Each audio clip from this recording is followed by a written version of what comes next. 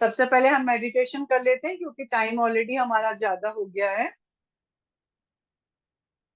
जैसे आप अपनी आंखें बंद, बिल्कुल वैसे ही आंखें बंद करें जैसे आप अपने ईश्वर के पास जाते हैं और आपकी आंखें अपने आप बंद हो जाती हैं।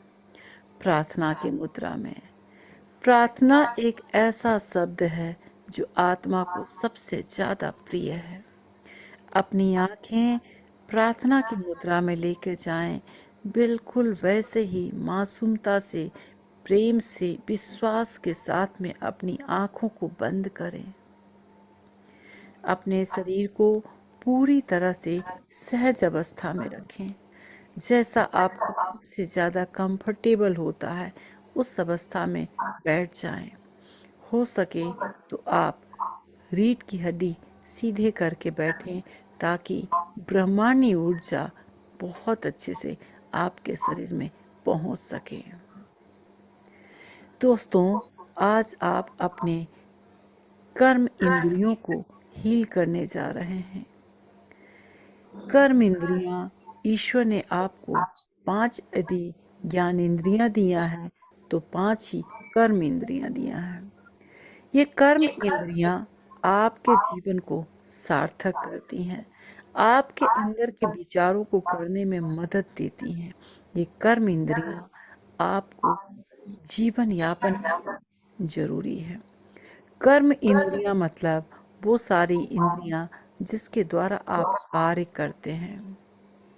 और ये कर्म इंद्रियां हमें ईश्वर ने 5 देकर भेजी थी ताकि इन कर्म इंद्रियों की मदद से आप अपने जीवन के हर आयाम को जी सकें।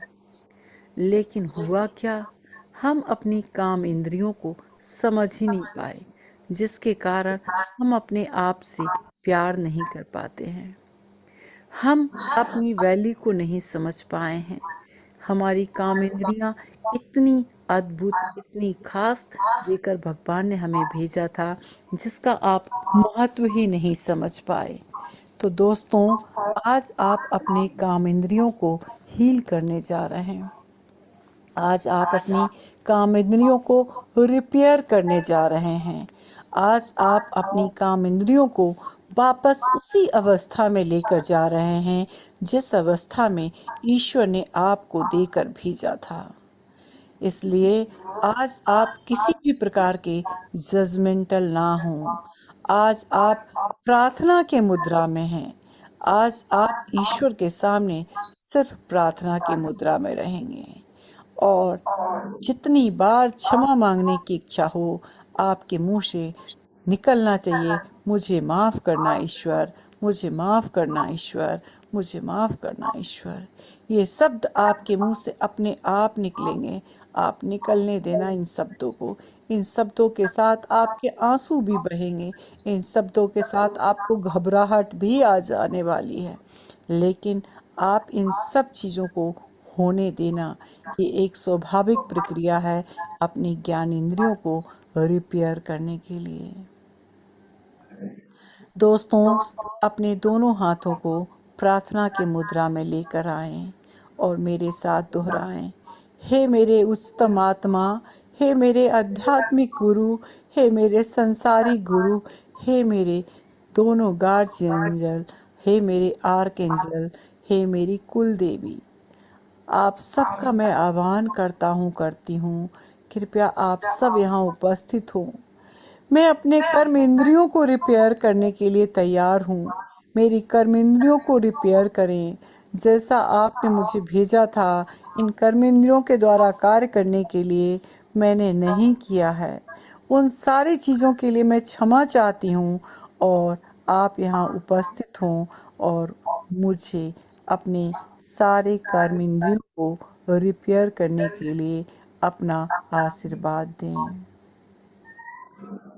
देखें, आपके उच्चतम आत्मा, आपके आध्यात्मिक गुरु, आपके संसारिक गुरु, आपकी कुल देवी सब उपस्थित हो गई हैं एक एक करके। आर्कएंजल्स, गार्जियन एंजल सब उपस्थित होकर आपको पूरी सर्किल में घेर लिया है। दोस्तों, अपने शरीर को आप पूरी तरह से ढीला छोड़ दें। बिल्कुल प्रार्थना की अवस्था में आपके हाथ हो। आप बार बार प्रार्थना करें कि आप सबको दिल से धन्यवाद कि आप यहाँ उपस्थित हुए हैं आज मेरी कर्म इंद्रियों को रिपेयर करने के लिए। दोस्तों, धीरे धीरे आप अपने शरीर से एक सूक्ष्म शरीर निकलता हुआ देखें। वो सूक्ष्म शरीर जो आपका ही दिव्य स्वरूप है। उस सर्किल में आपका सूक्ष्म शरीर आपके सामने ही सोए हुए अवस्था में वापस निकल कर आया है। आप साक्षी भाव से अपने सूक्ष्म शरीर को देखते रहें। अपने हाथों को प्रार्थना के मुद्रा में ही रखें। सबसे पहले आप प्रार्थना करें अपनी कुल देवी से। जब हम जन्म लेते हैं, हमारा सोल कांटेक्ट होता है। सोल कांटेक्ट में हमारी कुल देवी सबसे पहले परमिशन देती हैं कि आप उनके कुल में जन्म लेंगे।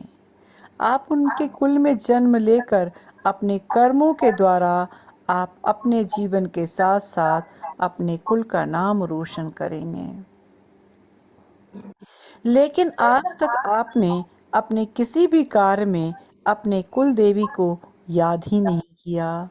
आज आप सुबह उठते ही अपनी कुल देवी को नमस्कार ही नहीं किया। अपनी कुल देवी को आप भूल गए हैं। आज अपनी कुल देवी से सबसे पहले माफी मांगे। बोले, हे मेरी कुल देवी, कुल देवता, आपने मुझे अपने कुल में जन्म देकर मेरी आत्मा को इस दुनिया में आने की अनुमति दी है। आपने मुझे अनुमति दी थी कि मैं अपने कर्मों के द्वारा अच्छे कार्य कर सकूं, अपने ज्ञानेंद्रिय और कर्म इंद्रियों का मदद लेकर। लेकिन मैंने आज तक ऐसा कोई कार्य नहीं किया जो मेरी कुल का नाम रोशन करूं, या मैंने किया तो भी मैं पूर्णता के साथ नहीं कर पाया जो मुझे करना चाहिए या जो मैं कर सकता हूँ, कर सकती हूँ। अपने कुल देवी को आप ये माफी मेरी कुल मांगे देवी कि आपने जिस उनका संसारिक अभी तक मुझे इतनी मेरे बार, जीवन इतना का उम्र तक आह्वान बार हे बार मेरी हर रोज नहीं किया है। वस्तु हे मेरी कुल कुल देवी देवी, आपका प्रकाश जैसा कि नाम ही दिखता है कुल देवी, वो आपके कर्मों की लेखा जोखा को मेंटेन करती हैं। और आपके कर्म जो हैं, आपके कर्म इंद्रियों से ही निर्धारित होता है। दोस्तों, हमारे शरीर में 5 कर्म इंद्रियां हैं जो एक एक करके आप जैसा जैसा मैं बोलती जाऊंगी वैसे वैसे आप उन कर्म इंद्रियों को देखते जाएं कि कैसे भगवान उन कर्म इंद्रियों को ठीक कर रहे हैं। दोस्तों, सबसे पहले आप किस्मत वाले हैं कि ईश्वर ने आपको 2 पैर दिए। ये पैर कहलाता शूद्र है, मतलब इसकी प्रवृत्ति शूद्र की है। शूद्र का मतलब मेहनत करना। इसके गुण मिले हैं कि मेहनत करे।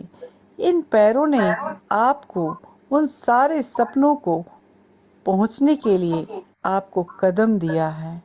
लेकिन आज तक आपने कभी अपने दोनों पैरों को पकड़कर आपने पैरों को धन्यवाद नहीं किया है।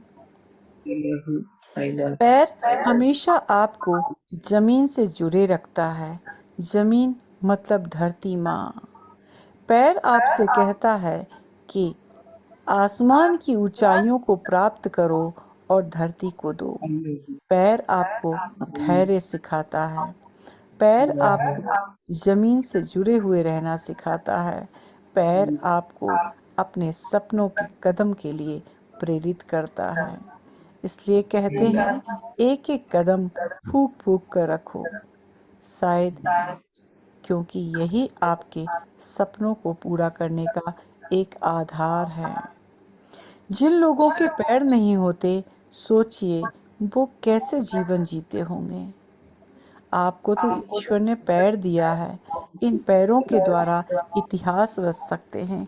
इन पैरों के द्वारा अच्छे कार्य कर सकते हैं। इन पैरों के द्वारा आप हर वो चीज़ कर सकते हैं जिसके लिए आपने जन्म लिया है। लेकिन आज तक आपने अपने पैरों को कभी भी धन्यवाद नहीं दिया, कभी भी इस अवस्था से नहीं देखा। दोस्तों, सोचिए, यही पैर किसी के लिए मंदिर का रास्ता तय करता है, किसी के लिए यही पैर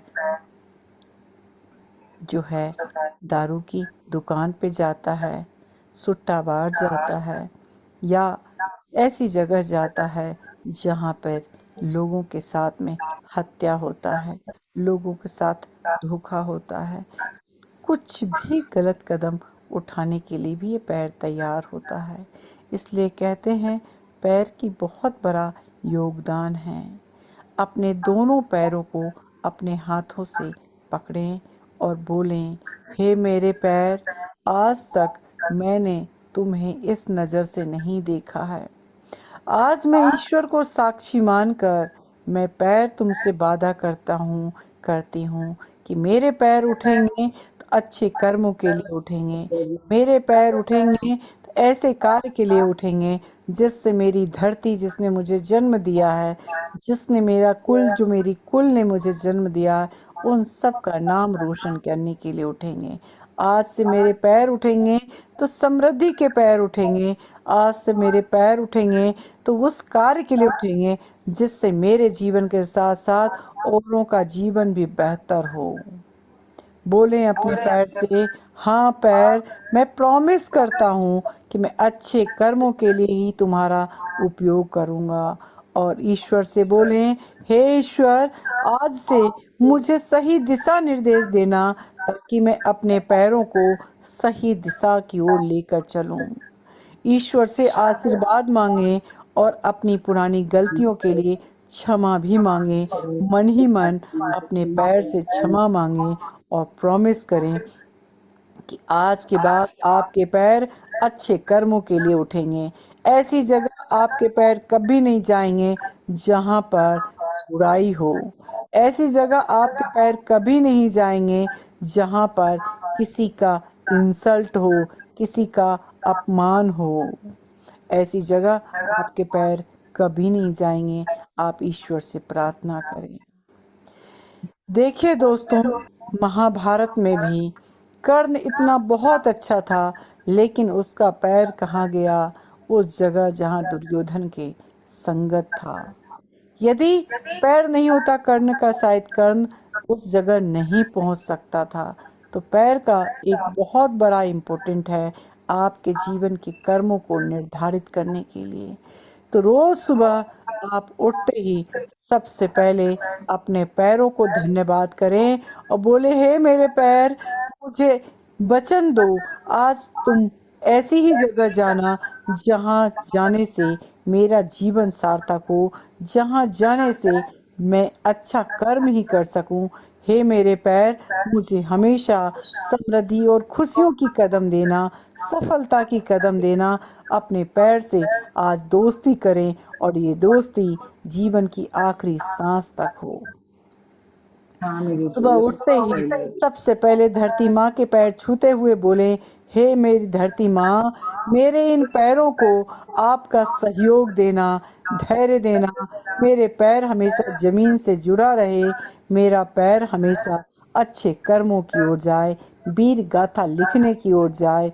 मेरे पैरों को हमेशा ताकत देना धरती माँ, मेरे पैरों को हमेशा ताकत देना है धरती माँ।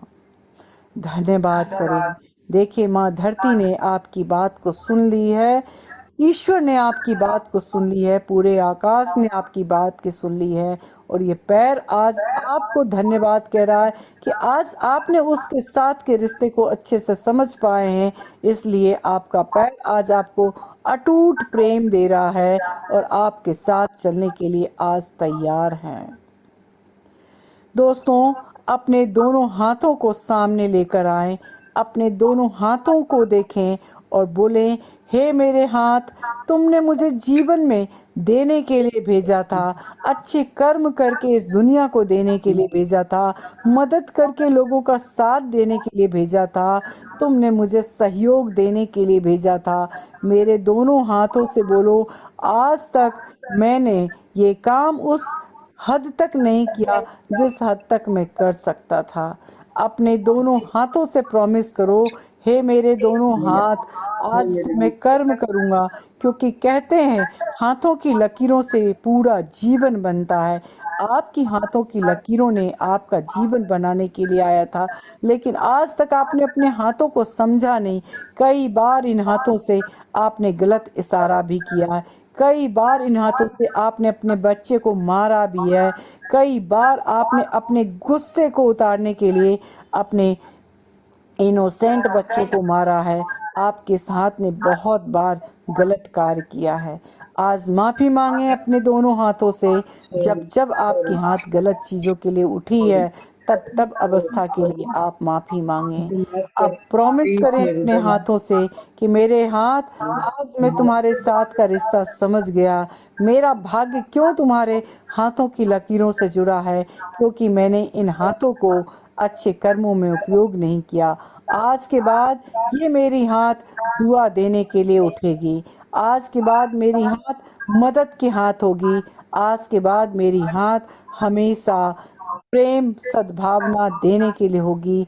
आज के बाद मेरी हाथ हमेशा अच्छे कर्मों के लिए होगी। मैं प्रॉमिस करता हूँ, करती हूँ। ईश्वर को सानिध्य मानकर अपने हाथों से प्रॉमिस करें। देखिए दोस्तों, आपका हाथ आपसे कितना प्यार करता है। आपके हर चीज में सुबह के ब्रश से लेकर भोजन तक पहुंचाने का काम आपके हाथ ही करता है। जिसके हाथ नहीं होते, सोचिए वो खाना का निवाला लेने के लिए भी दूसरों पे निर्भर होता है। ईश्वर ने आपको इतनी खूबसूरत हाथ दिए हैं, जिस हाथ से आप प्यार बांट सकते हैं, जिस हाथ से आप किसी का सहयोग कर सकते हैं। उन हाथों का आपने आज तक कद्र नहीं किए दोस्तों। आज अपनी हाथों का कद्र करें और अपने दोनों हाथों को अपने छाती से लगा के बोलें, मैं प्रॉमिस करता हूँ मेरे हाथ, मैं प्रॉमिस करती हूँ मेरे हाथ, आज के बाद मैं तुम्हें बहुत प्यार करूंगी।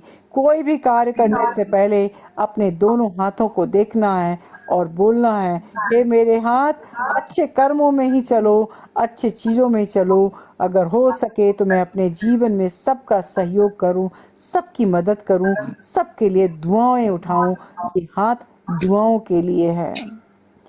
जैसे आप भगवान के सामने दुआ के लिए हाथ उठाते हैं, क्यों नहीं हर वक्त दुआ देने के लिए आपके हाथ उठे? क्यों ना हर वक्त आशीर्वाद के लिए, प्रेम के लिए, मदद के लिए हाथ उठे? क्यों नहीं? आज प्रॉमिस करें अपने हाथों से कि हमेशा प्रेम के लिए ही मेरी हाथें उठेंगी। आप प्रॉमिस करें अपने मुख से। कहते हैं शब्दों से दुनिया जीता जा सकता है, किसी के दिल में जाने का रास्ता शब्द है। अपने मुख से आप भोजन लेते हैं, जैसा भोजन कहते हैं, लेते हैं जैसा भोजन, वैसा हमारा विचार बनता है। मतलब आपका मुख जो है, आपके विचारों का खजाना है। ये मुख से निकली हुई हर शब्द बहुत मायने रखती है। इसलिए अपने मुख से बोलें कि जब भी मैं मुख खोलूं तो अच्छे शब्द के लिए, जब भी मैं मुख खोलूं तो अच्छे कर्म के लिए, जब भी मैं मुख खोलूं तो अच्छाई के लिए। कभी भी आपने बुराई की है, लड़ाई झगड़े किए हैं या कुछ भी किया है, उन सारी परिस्थिति के लिए अपने मुख से माफी मांगें। अपने दोनों हाथों को अपने होंठ पे लेकर जाएं, अपने मुख पे लेकर जाएं और बोलें, मैं माफी चाहता हूँ। आज के बाद आप किसी की भी बुराई नहीं करेंगे। आज के बाद आप लोगों के लिए दुआएं देंगे। आज के बाद आप अच्छे शब्द खुद के लिए भी उपयोग करेंगे और औरों के लिए भी लाएंगे, क्योंकि आपसे मुख से गई हुई हर चीज एक विचार बनेगा और वो विचार ही आपका जीवन निर्माण करता है। अपने मुख से बोलें, हे मेरे मुख, हमेशा सही शब्द के साथ ही खुलना, सही समय पर ही खुलना, और हो सके तो ज़्यादातर समय जो है, अगर मेरे विचार, मेरे शब्द सही ना आए तो मुझे चुप ही रखना। शब्दों से प्यार झलकता है, शब्दों से किसी के हृदय में बसा जा सकता है, शब्दों से इस दुनिया को जीता जा सकता है, शब्दों से ईश्वर की प्राप्ति किया जा सकता है। क्यों ना आपका मुख ईश्वर के नाम के लिए हो, क्यों ना आपका मुख ईश्वर की भक्ति के लिए खुले, क्यों ना आपका मुख ज्ञान की प्रचार के लिए खुले, क्यों ना आपका मुख हमेशा लोगों की तारीफ के लिए खुले। हमेशा अपने मुख को इन चीज़ों के लिए ही खोलें। तो अपने ईश्वर से आप आशीर्वाद मांगें कि हे मेरे ईश्वर, हमेशा मेरे कंठ में विराजमान रहना। माँ सरस्वती से प्रार्थना करें कि मेरे मुख से निकले हुए हर शब्द, हे माँ सरस्वती, आपके शब्द हो, ऐसे शब्द हो जो आप बोलना चाहती हो माँ सरस्वती, वही शब्द हो। ये मुख से आप एक एक अपने विचारों को व्यक्त करके आप दुनिया जीत सकते हैं। आप धन्यवाद करें ईश्वर को अपने जनन इंद्रियों के लिए, आपके सेक्सुअल पार्ट के लिए। यह सेक्सुअल पार्ट के साथ में हम लोगों ने सबसे ज़्यादा अन्याय किया है। यदि हम अपने पूर्वजों को देखते हैं, हम आदिवासी थे, वहाँ पर किसी भी प्रकार का सेक्सुअल पार्ट के बीच में डिस्क्रिमिनेट नहीं होता था। स्त्री पुरुष दो दायित्व थे, शिव और शक्ति के रूप में थे। लेकिन जैसे जैसे ज्ञान बढ़ता गया और सेक्सुअल पार्ट के साथ में सबसे ज़्यादा अन्याय होता गया। हमने कभी भी सेक्सुअल पार्ट को अपने इमोशन से नहीं जोड़ा है। हमने पिक्चरों को देखा है तो हमारे इमोशन बढ़े, हमने किसी और चीज़ों को देखा है तो हमारे इमोशन बढ़े, जबकि ये हमारा स्वाधिष्ठान चक्र है, जहाँ से हमारा पूरा शरीर का इमोशन संचालित होता है। यदि आप स्त्री हैं तो भी, पुरुष हैं तो भी, जैसे जैसे आप बड़े होते गए, आपके सेक्सुअल पार्ट को छुपाया गया है, उसे हीनता के भाव से दिखाया गया है, जिसे एक दायरे में बांध दिया गया है, जबकि वास्तविकता ये आपकी एक पहचान है। यदि आपके पास में ये पार्ट नहीं होता तो आप ना स्त्री होते ना पुरुष होते, आपकी खुद की कोई पहचान ही नहीं होती। तो अपने दोनों हाथों को नाभि के नीचे लेकर जाएं और अपने सेक्सुअल ऑर्गेनिज्म से माफी मांगें। आज तक आपने इसे समझा ही नहीं। ईश्वर ने आपको इस दुनिया में सृजन करने के लिए ये पार्ट दिया है। ईश्वर ने अपनी इमोशन जो आपके अपोजिट पार्टनर के लिए है, उसे व्यक्त करने के लिए पार्ट दिया है। ईश्वर ने आपकी अपनी खुद की पहचान दी है, जिसे आज तक आपने वास्तव में सही से समझा नहीं है। बहुत सारे धर्म गुरुओं ने भी इसको सही से समझाया नहीं है, या किसी और ने नहीं समझाया, जबकि वास्तविकता ये आपकी पहचान है। आज आप अपने जनन इंद्रियों से माफी मांगें और बोलें, आज तक आपने इसकी महत्व को नहीं समझा है, आपने इसे एक रिश्ते के बंधन से जोड़ दिया है, आपने इसकी खुद की पहचान के रूप में नहीं देखा है, जबकि ये आपकी पहचान है। हम लोगों ने जनन इंद्रियों को रिश्तों की डोर में बांध दी है। जब शादी होगी, जब बच्चे होंगे, या किसी ने कहा, धर्म गुरुओं ने, ये गलत, ऐसा है, वैसा है, उसके अनुसार हम अपने विचारों को इस पाठ के लिए बनाते गए, जबकि ये आपकी ही पहचान है, आपकी भावना है, आपका स्वाधिष्ठान चक्र है। इसे समझने की ज़रूरत है, इसे प्यार करने की ज़रूरत है। अपने दोनों हाथों से अपने नाभि के नीचे, जहां आपका सेक्स ऑर्गेनिज्म कंट्रोल होता है, वहां लेकर जाएं और माफ़ी मांगें। माफ़ी मांगें कि आज तक आपने अपनी आइडेंटिटी को आपने अपने स्तर तक समझा ही नहीं। आज तक आपने इसे केवल एक ड्यूटी के रूप में समझा, जबकि ये आपकी पहचान है, आपकी इमोशन को कंट्रोल करने वाला आपकी खुद के हारमोनी है। आप आज से प्रॉमिस करें कि आपके अंदर अब इसके माध्यम से सृजन होगा, सही विचार आएंगे, इस दुनिया को कलाकृतियों से आप सजा कर जाएंगे। सृजन का मतलब केवल संतान उत्पत्ति नहीं, सृजन का मतलब आपका भी सृजन होना है। आपका उच्चतम अवस्था तक पहुंचना भी इसी का कार्य है। इसलिए अपने सेक्सुअल ऑर्गेनिज्म को धन्यवाद करें और बोलें, आज से तुम मेरे दोस्त हो, तुम मुझे मेरे जीवन को उच्चतम लेवल तक सृजन करने में मदद करो। मैं इस दुनिया को प्रेम देने के लिए आया हूँ, इस दुनिया को उच्चतम लेवल तक जीने आया हूँ, उस दुनिया को मैं खुशियों के साथ भरने आया हूँ। आज से मेरे इमोशन कंट्रोल रहे, आज से मेरी पहचान मुझे पता हो। और आप इस तरीके से आप वादा करें, आप प्रॉमिस करें।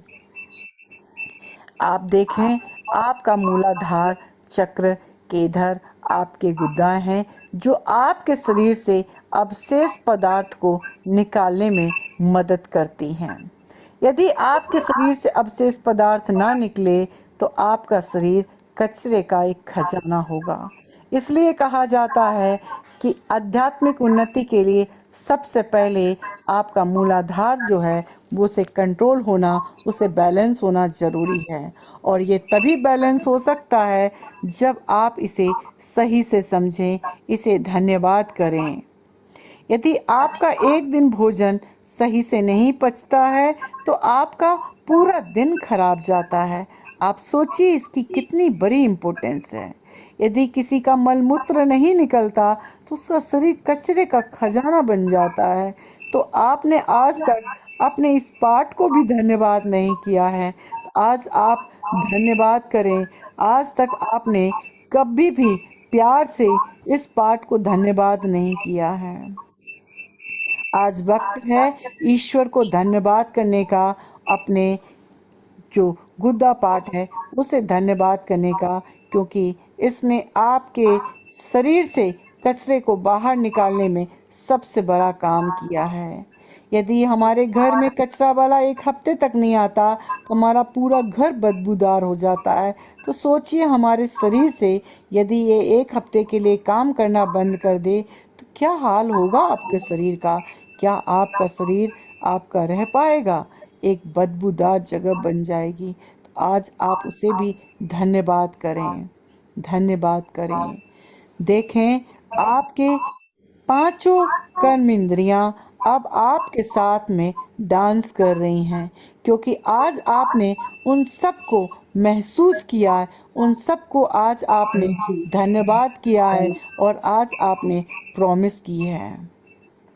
आपकी पांचों ज्ञान इंद्रियां, आपकी पांचों कर्म इंद्रियां आज आपके साथ झूम रही हैं, बिल्कुल एक छोटे से बच्चे की तरह।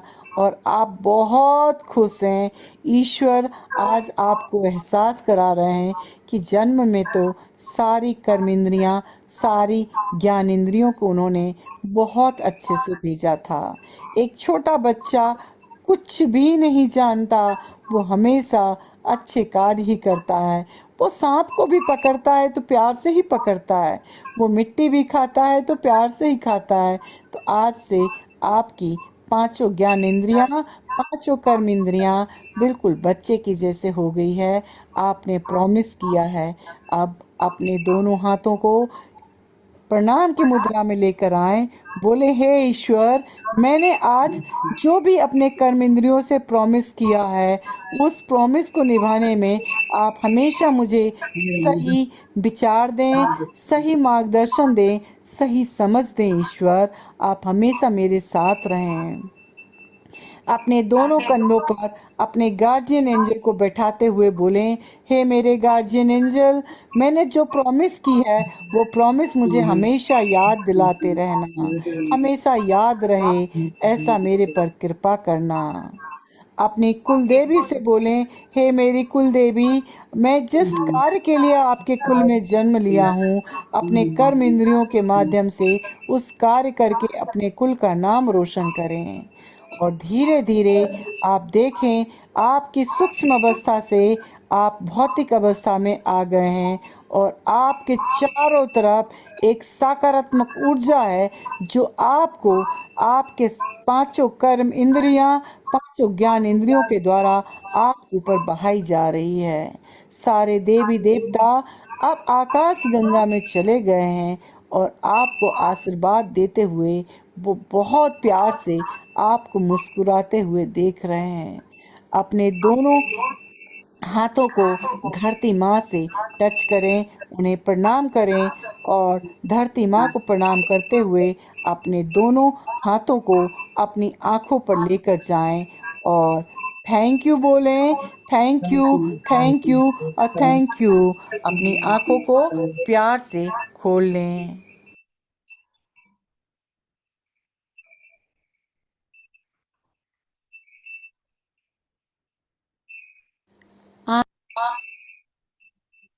कैसा रहा? आ जाओ अपनी अवस्था में।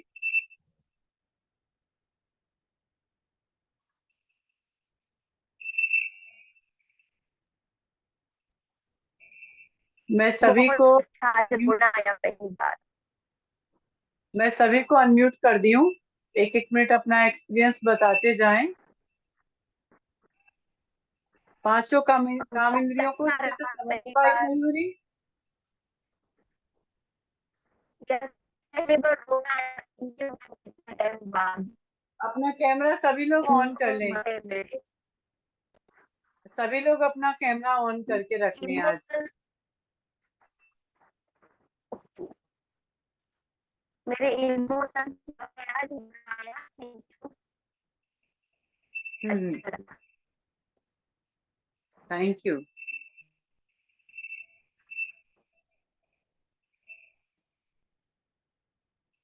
Ashok hello sir ma'am. हाँ, जी, नमस्ते।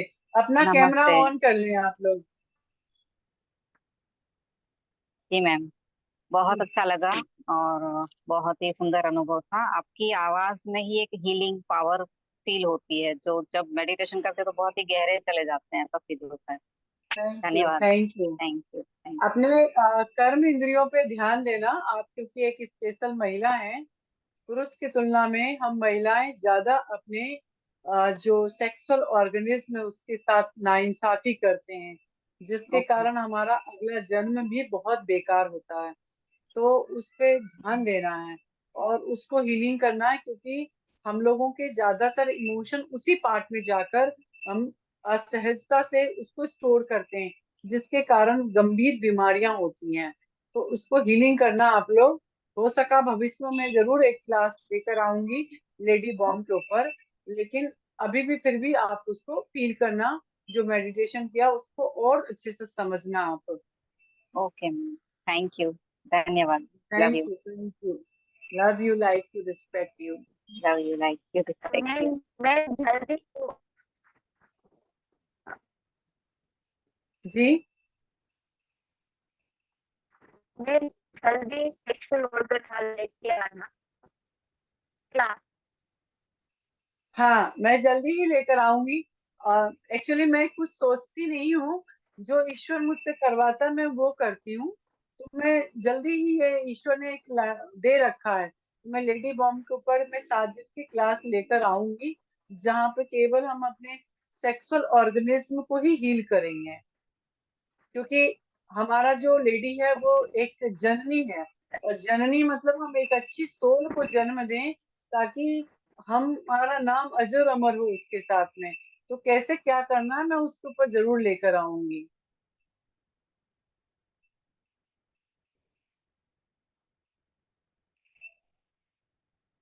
जी अशोक सर, कहाँ आप लोग सभी कैमरा ऑन रखें, क्योंकि हो सकता है आप सब सो रहे हो और पूरी एनर्जी लव की पहुंच नहीं रही है। अशोक सर कहाँ है आपका फेस? सभी लोग कैमरा ऑन कर लें। ज्योति मैडम, मयूरी, नीरू बहन, अस्का मैडम।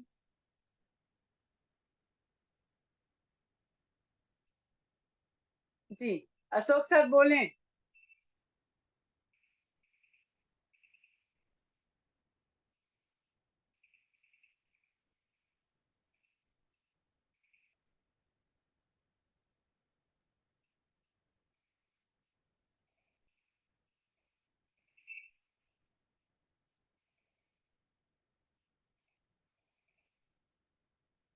ज्योति मैडम,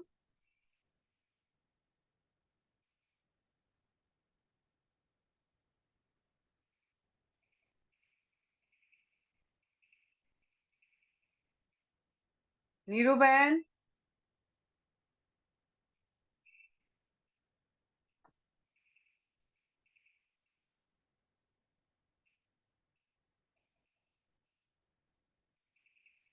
देखो ये हाल होता है, इसलिए हम खुद से प्यार नहीं कर पाते। समझ में आ रहा है क्यों राइटर बार बार बोल रही थी कि ये करना मुश्किल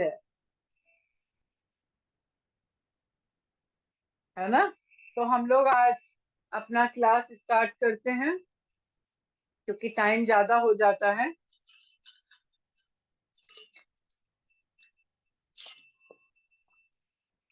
कल का प्रैक्टिस किया आप लोगों ने?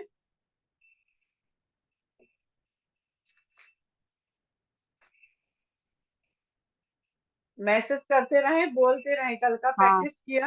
हाँ हाँ हाँ, ठीक है। किया किया। ठीक। जी जी। आज टॉयलेट में आप लोगों ने जब रिलीज किया तो कुछ अनुभूति हुई? कुछ पेन, कुछ पीड़ा महसूस हुआ?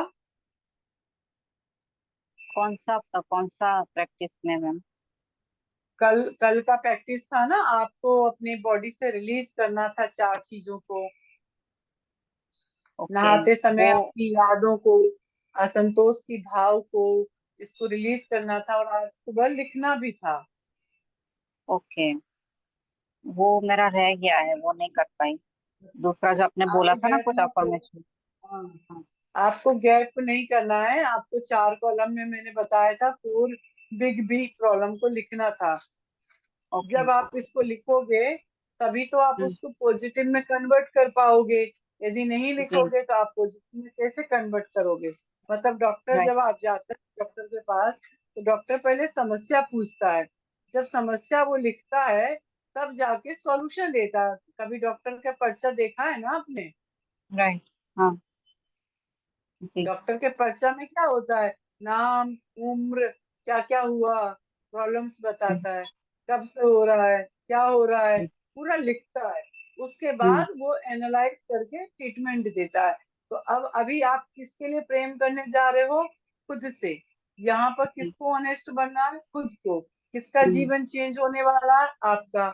जब ये सब चीज आपका ही होने वाला है तो आप अपनी समस्याओं को, 4 बिग प्रॉब्लम जो होते हैं, आपका असंतोष क्यों है, आपके अभाव भाव क्यों है, आपको डर क्यों है, जब इन सब चीजों को लिखोगे तभी तो डर को जीत में बदलेंगे, असंतोष को संतोष में बदलेंगे, अभाव भाव को भाव भाव में बदलेंगे।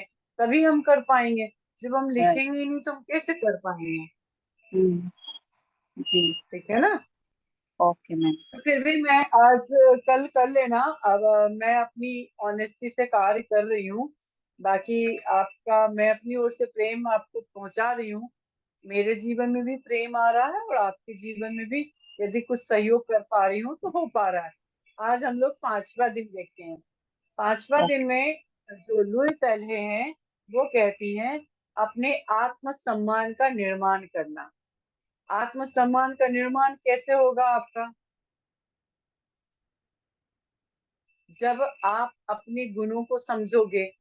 जब आप अपने गुणों को समझोगे तभी आप रिस्पेक्ट करोगे। जैसे आज तक हमने अपने पैर को नहीं समझा, अपने हाथ को नहीं समझा, अपने जो मुख है उसको नहीं समझा। जब हम नहीं समझेंगे तो हम कैसे उसको ग्रेटिट्यूड देंगे, कैसे हम रिस्पेक्ट करेंगे?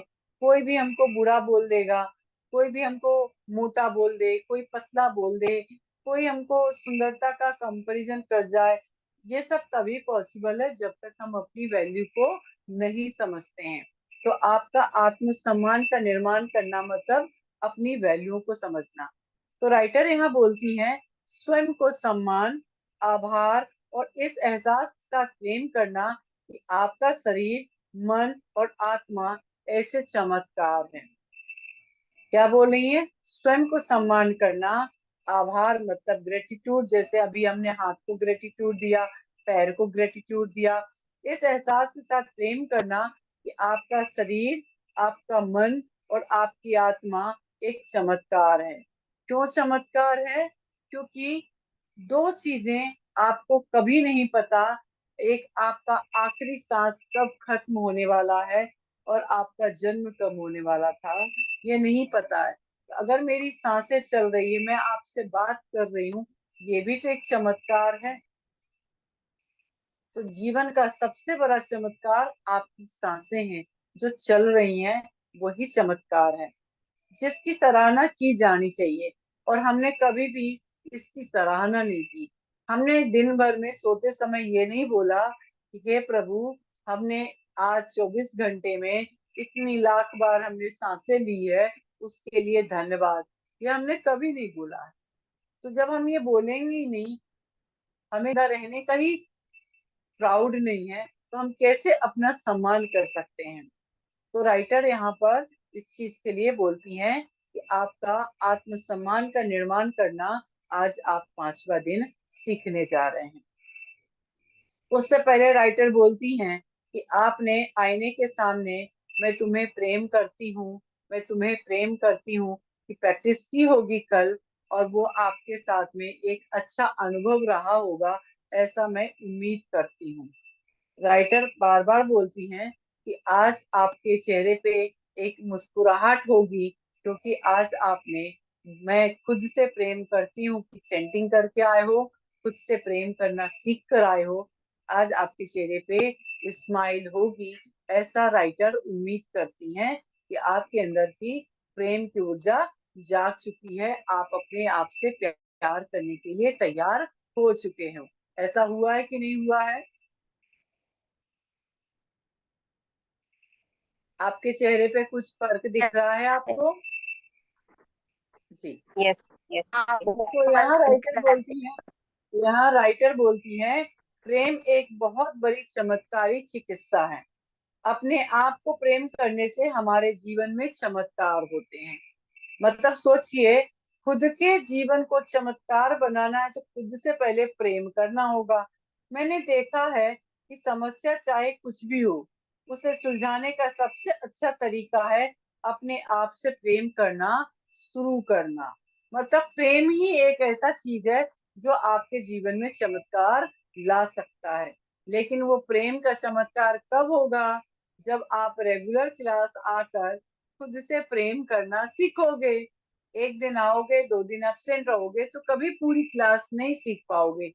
तो खुद से प्रेम करना सीखने के लिए ये बहुत जरूरी है कि आप अपने आप से प्रेम करना चालू करें, अपने लिए समय निकालना चालू करें। स्वयं को प्रेम करने का मतलब है अपनी हर चीज के प्रति बहुत सारा सम्मान होना। यदि मेरी नाक छोटी है तो भी मुझे रिस्पेक्ट होना चाहिए कि मेरी नाक जो बिल्कुल एक प्लेन रोड के जैसे लोगों की नाक है, उससे ज्यादा अच्छी है। यदि चिंपैंजी जैसे नाक होती, केवल 2 होल दिखता, तो कैसा लगता चेहरा? यदि नाक इस जगह पे ना होकर इधर होता, तो कैसा लगता मेरा चेहरा?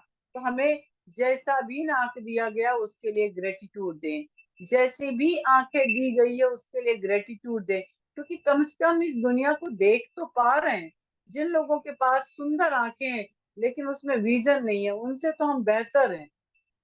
तो इसके लिए ग्रेटिट्यूड देना। मेरे सिर में थोड़े ही बाल हैं, कम से कम मैं गंजी तो नहीं हूँ, मुझे उसके लिए ग्रेटिट्यूड देना। और ये भाव तब आएगा जब मैं प्रचुरता के भाव में जाऊंगी। जो है वो बहुत दिया हुआ है। जब मेरी सोच ऐसी होगी, तभी मेरे जीवन में प्रेम की ऊर्जा बह सकती है। जैसे मान लीजिए, हम किसी से प्यार करते हैं, हमारा प्रेमी हमें कोई समय नहीं देता, वो हमारी फीलिंग का कद्र नहीं करता, तो भी हमें उसके लिए ग्रेटिट्यूड आना चाहिए। क्यों ग्रेटिट्यूड आना चाहिए? कम से कम उसके अंदर कुछ ऐसे गुण तो हैं जो हमारे हृदय को प्रेम से भर पाया है। कम से कम वो जीवित तो है, जिससे हम अपनी दिल की वाइब्रेशंस बोल सकते हैं। यदि वो जीवित ही नहीं होता तो हम कैसे उसको प्रेम कर पाते? कभी मुर्दा से प्रेम करते हैं क्या? नहीं करते। तो आपको इस बात के भी लिए ग्रेटिट्यूड देना है कि मैं तुम्हें देख पा रही हूँ, इसके लिए भी मैं ईश्वर को धन्यवाद करती हूँ। जब आपका हृदय ऐसे शब्दों से भर जाए, तब समझिए कि आप खुद से प्रेम करने लगे हैं, नहीं तो आप अप्रचुरता के भाव में हैं। यह आपके शरीर, मन और आत्मा के चमत्कार के प्रति गहरे आभार की भावना है। मतलब आप हर चीज में समझ पा रहे हैं मैं क्या समझा रही हूँ। तीनों चीज के लिए आप जब आभार व्यक्त करेंगे, ये विचार कब आया मेरे मन में कि मैं चाहे मेरा लवर मुझे समय दे या ना दे, चाहे मैं किसी को प्यार दे रही हूँ वो समय दे या ना दे, चाहे मुझे ईश्वर ने सिर में 4 बाल ही क्यों ना दिए, फिर भी मैं तुलना किससे की जो गंजे हैं, जिनके सिर में एक भी बाल नहीं, उनसे बेहतर तो है। जब ये सोच आ जाना मेरे मन में, इसके प्रति मुझे हृदय को प्रेम से भर जाना कि अरे इतना दिया है, तब समझूंगी कि मेरा जो जीवन है वो प्रेम से भर गया है। और ऐसी सोच यकीन मानिए बहुत खास है। मैं खुद का एक अनुभव बता रही हूँ। मेरे यहाँ पर चोट लग गया था, कुछ दिन पहले की बात है। नल की टोटी यहाँ पे धंस गया था, मेरे आंखों से ब्लीडिंग आ रही थी, लेकिन मैं खुद भी नहीं सोच पाई कि इतना बड़ा मेरा हृदय प्रेम से भर चुका है। मैं कुछ नहीं, मेरे हाथों में पूरा ब्लड आ रहा है, फिर भी मैं आंखों को ऐसे टच करके मैं बोले ईश्वर धन्यवाद कि मेरी आंखों से मैं देख पा रही हूँ। और मैं ये चैंटिंग कर रही थी। बहुत सारे लोग थे जो मुझे बोले चलो डॉक्टर के पास ले जाते हैं, इतना ब्लड, पूरा मांस दिख रहा था। और मैं इन डॉक्टर के पास नहीं गई, मैं सिर्फ थैंक यू बोलती रही कि भगवान मेरे आंखों से मैं देख पा रही हूँ। और आप यकीन मानोगे, 1 डेढ़ घंटे के बाद ब्लड तो गिरना बंद ही हो गया। जो मांस दिख रहा था, आज भी यहाँ पे आपको एक कटिंग दिख रहा होगा, ये मांस जो है एक डिजाइन के रूप में दिख रहा था। एक साइड में एक अंकल से जब मेरी बातचीत हो रही थी, तो मैंने कहा आज देखिए इतना भयंकर मेरी चोट लग गई थी। तब उन्होंने बोला मैं तो सोच रहा था ये डिजाइन है आपका, कुछ भी नहीं दिख रहा था। तो सोचिए ये आभार के भाव, मेरे हृदय के प्रेम ने मेरी आंखों को बचा कर रखा। ऐसे दोस्तों एक दिन मेरा एक्सीडेंट हो गया, मेरा सामान पिट चुका था, मेरा मोबाइल गिर गया था, और मैं कॉर्ड लगा के अपनी फ्रेंड से बात कर रही थी। मेरे मुख से चीख भी नहीं निकला। मेरी फ्रेंड को कुछ भी नहीं पता चला कि मेरा इतना बड़ा एक्सीडेंट हो गया। एक पर्सन आए, मेरी गाड़ी को उठाए, मेरे बैग को उठाए, मैं बिल्कुल शांत थी। और मैंने उस समय ये एहसास लिया कि मेरा ईश्वर मेरा पूरा संभाल रहा था, मुझे एक रत्ती की भी चोट नहीं लगी। ये भाव मुझे समझ में आया, ये भाव मेरे प्रेम का भाव था, जो मेरे ईश्वर के प्रति विश्वास का भाव था, जो मैं अपनी एक्टिवा को डेली जो प्यार करती हूँ उसका भाव था कि मुझे किसी प्रकार की खरोच नहीं आई। तो आपका हृदय, जब आपका आत्मा, मन और आपके शरीर तीनों के प्रति कृतज्ञता के भाव आएंगे, तभी आप अपना सम्मान कर सकते हो। अदरवाइज आप हमेशा सारा जीवन दूसरों के सम्मान के भरोसे बैठे रहोगे, आप कभी भी प्रेम से नहीं भर पाओगे, और आप कई जन्मों तक प्रेम के अभाव में ही जन्म और मृत्यु के बंधन में पड़ते रहोगे, क्योंकि आपका हृदय अभाव भाव का बन चुका है, आपकी आत्मा अभाव की बन चुकी है। तो आत्मा को समृद्ध बनाने के लिए आपको प्रेम की भाव में तो जाना पड़ेगा, और प्रेम की भाव में जाने के लिए आभार सबसे बड़ा औजार है जिसका आपको उपयोग करना है। तो आज आप अपने शरीर को, एक एक अंग को देखना है। यदि मान लीजिए 206 की जगह पे भगवान केवल 200 ही हड्डी देते, तो भी आप क्या रह पाते? नहीं रह पाते। आप सोचिए, भगवान ने 206 हड्डी भेजा है, भगवान ने सब कुछ दिया, आज आप मोबाइल का यूज करके सुन पा रहे हैं मुझे, आप बैठ पा रहे हो, तो ये भी तो एक आत्मा की उन्नति के लिए भगवान ने बनाई है। इन सबको आपको आज आभार भाव से देखना है। स्वयं को प्रेम करना इस हद तक, स्वयं को सराहना करना कि वह आपके दिल को पूरी तरह भर दे, जब तक कि वह आपके पास होने की खुशी को छलकने ना लगे। मतलब आप समझ रहे हैं, खुद को प्रेम करने का मतलब है आपको आपके शरीर के हर उस अंग के लिए कृतज्ञता का भाव होना, जिस भाव से आपकी आंखें छलकने लगे, उसको कहते हैं प्रेम के भाव में बहना। मेरी बात समझ में आ रही है?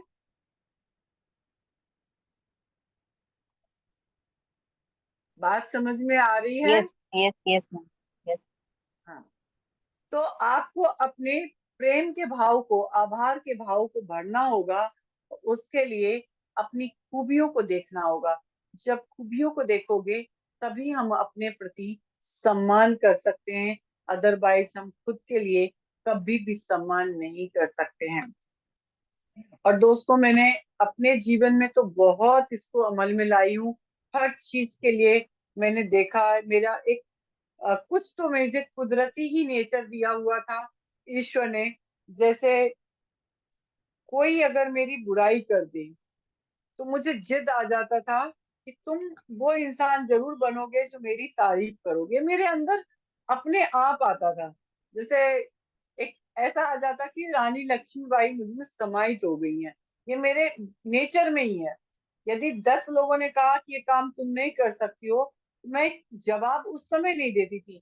मैं काम से जवाब देती हूँ और फिर शांत हो जाती हूँ। तो ये मेरे अंदर गुण था।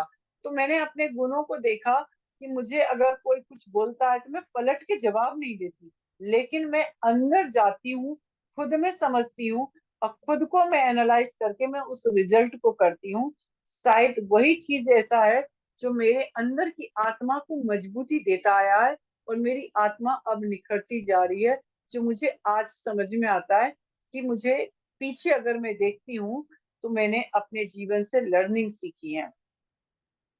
तो यहाँ पर आपको अपने आप को सच में प्रेम करना तब तक असंभव है जब तक कि आपके पास आत्म अनुमोदन, मतलब खुद की स्वीकृति, खुद का निरीक्षण ना हो। जब खुद का निरीक्षण होगा तब खुद की स्वीकृति होगी। जैसे मैं अभी बताऊं, अभी मैं आपको बहुत मोटी दिख रही होंगी, लेकिन मैंने एक वीडियो भी बनाया जिसमें मैं अपने मोटापे के लिए धन्यवाद दे रही हूँ। अब आप सोच रहे होंगे कि मैं अपने मोटापे के लिए धन्यवाद दे रही हूँ। जो मेरी एल साइज के ड्रेस बनते थे, आज मेरे डबल एक्सल साइज के ड्रेस बन रहे हैं। फिर भी मैं बहुत खुश हूँ और मैं ईश्वर को धन्यवाद देती हूँ कि मुझे इतना स्वास्थ्य दिया। अब ऐसा नहीं कि मैं अपने मन को झूठी बातें बता रही हूँ, मैं सच बात बता रही हूँ। क्यों? जब मैं दुबली थी, मेरा 55 kg का वेट था, मैं दुबली थी, उस समय मैं 5,000 रुपये मॉर्निंग की सबसे पहला मेरा खुराक जो होता था वो अश्वगंधा, शिलाजीत, इन सब की जड़ी बूटियां होती थी जो पतंजलि से हर महीने में लाती थी और मैं खाती थी और उससे मुझे स्टेमिना मिलता था।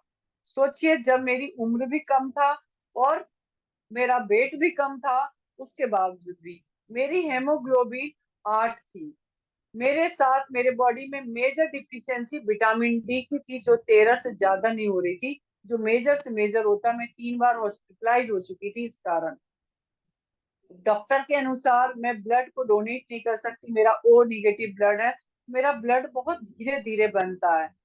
उसके बावजूद भी आप सोचिए, जब मुझे ऐसी चीजों का पता चला तो मैं सबसे पहला काम क्या की, 2011 की बात है, जब मुझे पता चला कि मेरे बॉडी में हेमोग्लोबिन 7 है, जबकि मैं स्वस्थ हूँ, फिट हूँ, सब कुछ दिख रहा है, फिर भी मेरे अंदर ये था। तो मैं डिप्रेशन में नहीं गई। मैं क्या की, मार्केट गई, जूसर खरीद के लाई और पूरे के पूरे 6 महीने तक रोज एक गिलास चुकंदर का जूस पिया मैंने। फिर भी मेरा हेमोग्लोबिन ज्यादा नहीं बढ़ रहा था क्योंकि मेरी ओ निगेटिव ब्लड ग्रुप है। आज मेरा हेमोग्लोबिन जानते हैं कितना है? 12.8। सोचिए, कुछ नहीं किया, कोई मेडिकल ट्रीटमेंट नहीं लिया। पिछले 7-8 साल से मेडिसिन नाम की कोई जड़ी बूटी नहीं ली हूँ। हॉस्पिटलाइज तो खैर ऐसा होता नहीं था, पर जड़ी बूटी, पतंजलि भी एक दवाई है। आज मैं 5-7 सालों से कुछ नहीं छुई हूँ। मेरा विटामिन D23 है। आप सोचिए कैसे पॉसिबल हुआ। आज मैं हेल्थी हूँ, मैं ज्यादा खुश हूँ। मेरे चेहरे पे जो स्माइल आती है, जो मेरे गाल फूलते हैं, वो मुझे बहुत अच्छे लगते हैं। तो मैं कभी दुबली नहीं होना चाहती, मैं फिट रहना चाहती हूँ। आप सोचिए, मैं अपनी मोटापे को एंजॉय कर रही हूँ। जबकि हम जब मार्केट जाते हैं, मॉल जाती हूँ, एल की जगह पे डबल एक्सल साइज के सूट ढूंढने में मुझे टाइम लगता है। एक मन हो जाता है कि पहले एल था तो बहुत सारे ऑप्शंस थे मेरे पास में, आज डबल एक्सएल तो ऑप्शंस कम हो गए, बट जब मैं अपने आप को चेहरे में देखती हूँ तो मुझे बहुत खुशी होती है। तो इसका एग्जाम्पल तो हेल्थ वाइज था ही, तो मेरे क्लाइंट्स काफी अच्छे अच्छे पैरामिलिट्री फोर्सेस वाले हैं जो फिजिकल फिट रहते हैं, अच्छे रहते हैं। तो उसमें से एक मेरे क्लाइंट्स मुझे बार बार बोलते थे तुम मोटी हो गई हो, मोटी हो गई, क्योंकि उन्होंने मुझे दुबलेपन से देखा है और मुझे बोलते रहते थे मोटी हो गई, मोटी हो गई। तो मुझे सुनते सुनते मैंने एक दिन बोल ही दिया, मैंने कहा एक काम करो, आईना लाओ सामने, आप और हम दोनों साथ में देखते हैं, क्योंकि मेरे ही उम्र का है तो मुझे ज्यादा वो था नहीं और काफी पुराने क्लाइंट्स भी हैं। तो मैंने कहा आप और हम दोनों एक साथ देखते हैं किसके चेहरे पे चमक ज्यादा है, फिर आगे की बात करते हैं। आप यकीन नहीं मानोगे, उस दिन उनका आखिरी बार टोकना था, उसके बाद मुझे आज तक नहीं टोका है। और अब उल्टा मुझे, जो मेरे से बहुत छोटे छोटे उम्र के लोग हैं, वो लोग तक मुझसे पूछते हैं कि आपकी एज कितनी है, हालांकि आपको कितनी दिख रही है मेरी एज बताइए। मैं आपसे ही पहले पूछती हूँ।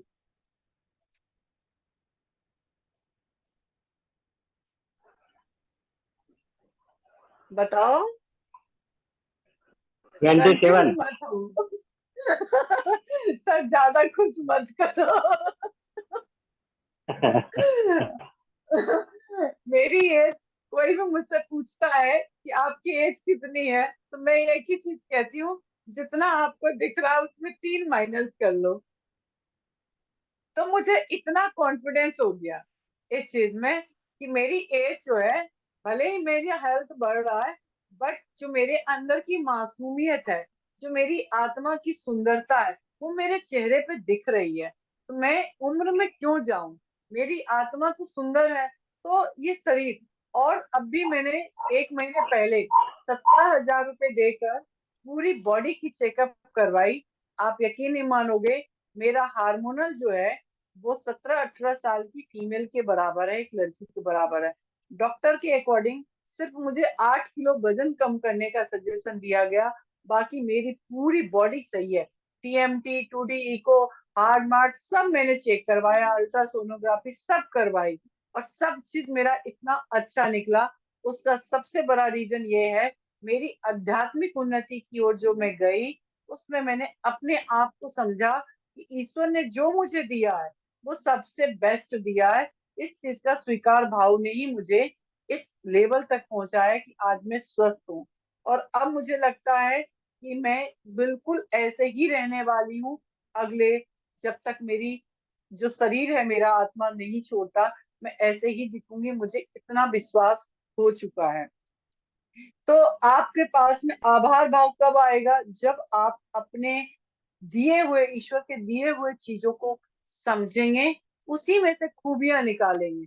जैसे मैंने खूबी निकाली, मेरे खुद में ही मैंने निकाला, ऐसे ही आपको खूबी निकालना है हर सिचुएशन में। ऐसा नहीं केवल बॉडी के लिए, रिश्तों के लिए भी, हर चीज के लिए। जब आप खूबी निकालेंगे तो आपको अच्छाई दिखने लगेगी, और वो अच्छाई में आप आभार भाव में आएंगे, और जब आभार भाव में आएंगे तब आप प्रेम में बहने लगेंगे, और प्रेम में बहने के लिए हम यहाँ पर बैठे हैं। तो यहाँ बोलती है राइटर, आप किसी के प्रेम के लायक नहीं है।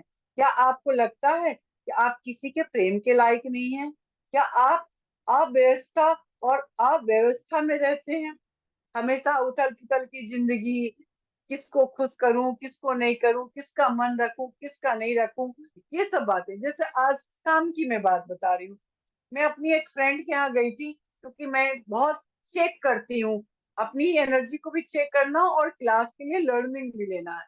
तो उन्होंने मुझे, जो आप गुजराती चेवड़ा बोलते हैं आप लोग, उन्होंने मुझे भेल का चेवड़ा दिया खाने के लिए। तो मैंने उनसे बोला, मैंने कहा अरे बाप बहुत टेस्टी है, किसने बनाया? हालांकि मुझे समझ में आ चुका था कि वो मार्केट का है, क्योंकि हल्दी की मात्रा ज्यादा थी डली हुई। जब हम घर में बनाते तो हल्दी की मात्रा कम डालते हैं। लेकिन उसने तारीफ करने के लिए बोली कि मेरी बहन ने बनाया। अब उसकी बहन अचानक सामने आ गई, और मैंने बोला अरे वाह, आपने बहुत अच्छा बनाया है। तुरंत वो सकबगा गई कि उसने तो नहीं बनाया था, वो सच बोलने ही वाली थी कि उसकी जो मेरी फ्रेंड है उसने उसको आंख मारा और उसको हिंट किया कि हाँ बोलना है, और उसने तुरंत जो सकबकाए हुए में उसने बोल दिया कि हाँ ये मैंने बनाया। तो देखिए अपनी बात जो जो शुद्धि होना चाहिए था उसको देखो कितना दूषित कर लिया छोटी सी तारीफ के लिए। जबकि वो हो सकता था वो बोलती नहीं, इस दुकान से लाए, वहां पे अक्सर हम लाते रहते हैं, बहुत अच्छा सामान है, तो उस दुकान के लिए भी ग्रेटिट्यूड होता और अपनी बात शुद्धि को हम शुद्ध भी कर लेते। तो ऐसे कई बार हम अपने शब्दों से झूठ बोलते हैं बचाने के लिए, झूठी तारीफ के लिए। तो इन सब चीजों पे हमें ध्यान रखना है, जो मैंने सीखा क्योंकि मैं उसको अप्लाई कर रही थी और मैं उसे सीख रही थी, तो ये मेरे लिए भी है और आपके लिए भी है। तो यहाँ पर यदि आप अपना भला होने से किसी प्रकार रोकते हैं तो वह स्वयं को प्रेम न करने की क्रिया है। मतलब आप अपने जीवन में भला होने से रोकते हैं तो वो सबसे बड़ा जो रोक है वो आपका खुद से प्रेम करने का रोक है, जिसे आप खुद रोक रहे हैं। मुझे अपने साथ काम करने वाली एक महिला याद है। वो महिला को कॉन्टेक्ट लेंस लगा था। वो हमेशा बोलती थी कि मुझे समस्या है, समस्या समस्या है, बोलती रहती थी। तो अचानक उसका कॉन्टेक्ट लेंस हट गया और उसे सब कुछ दिखाई दे रहा था बहुत अच्छे से। अब वो क्या की, पहले उसको लगाने पे समस्या था, सब जगह बोल रही मेरे को समस्या हो रहा है, समस्या हो रहा है। जब हट गया तो उसको आंख अच्छा मिला, तो भी वो सब जगह जाके बोल रही है मुझे विश्वास ही नहीं होता कि मेरा आंख सही था, मुझे सब कुछ दिख रहा है, मुझे विश्वास ही नहीं हो रहा। तो उसने दोबारा क्या अफर्मेशन लाया अपने जीवन में, फिर से कॉन्टेक्ट लेंस लेकर आई, क्योंकि उसको विश्वास ही नहीं था कि उसकी आंख वास्तव में सही हो गई है। उसको क्या कहना था इसकी जगह पे कि मैंने कॉन्टेक्ट लेंस लगाया जिसके कारण मेरी आंखें रिकवर हो गई है, और अब मुझे पूरा विश्वास है कि अब मुझे दोबारा कॉन्टेक्ट लेंस लगाने की जरूरत नहीं है। उसको ऐसा बोलना था, लेकिन उसने क्या बोला, मुझे विश्वास ही नहीं हो रहा है कि मेरे आंख सही हो गई। तो अब उसको दोबारा कॉन्टेक्ट लेंस लगाना पड़ा। तो इस तरीके से लेखिका ने इस एग्जाम्पल को लिया है। तो यहाँ पे ब्रह्मांड ने उसे वही दिया है जो उसने मांगा था। ऐसे शक्तिशाली होते हैं हमारे विचार। तो विचार को समझ गए, विचार को कैसे, ये तो मैं अपनी ओर से एक पॉजिटिव बताई। ऐसे आप भी कई विचार ला सकते हो कि कॉन्टेक्ट लेंस का समय सीमा खत्म हो गया, मेरी आंख वापस आ गई, अब मैं बहुत अच्छे से हूँ, आजीवन ऐसे ही रहने वाली हूँ। कई सकारात्मक विचार हैं जो आपको इससे मुक्त कर सकते हैं। सोचें कि जब आप एक नन्हे बच्चे थे तो कितने निर्दोष थे, कितने अच्छे थे। बच्चों को अच्छा बनने के लिए कुछ नहीं करना पड़ता। बच्चों को स्माइल के लिए आप जोकर बनाए तो भी, कैसे भी चेहरा बनाए, वो हमेशा हंस देते हैं। उनको हंसने के लिए किसी जोक चुटकुले की जरूरत नहीं होती है। वो तो सोए हुए अवस्था में भी हंस देते हैं, हमेशा प्यार में रहते हैं, निर्दोष भाव से रहते हैं।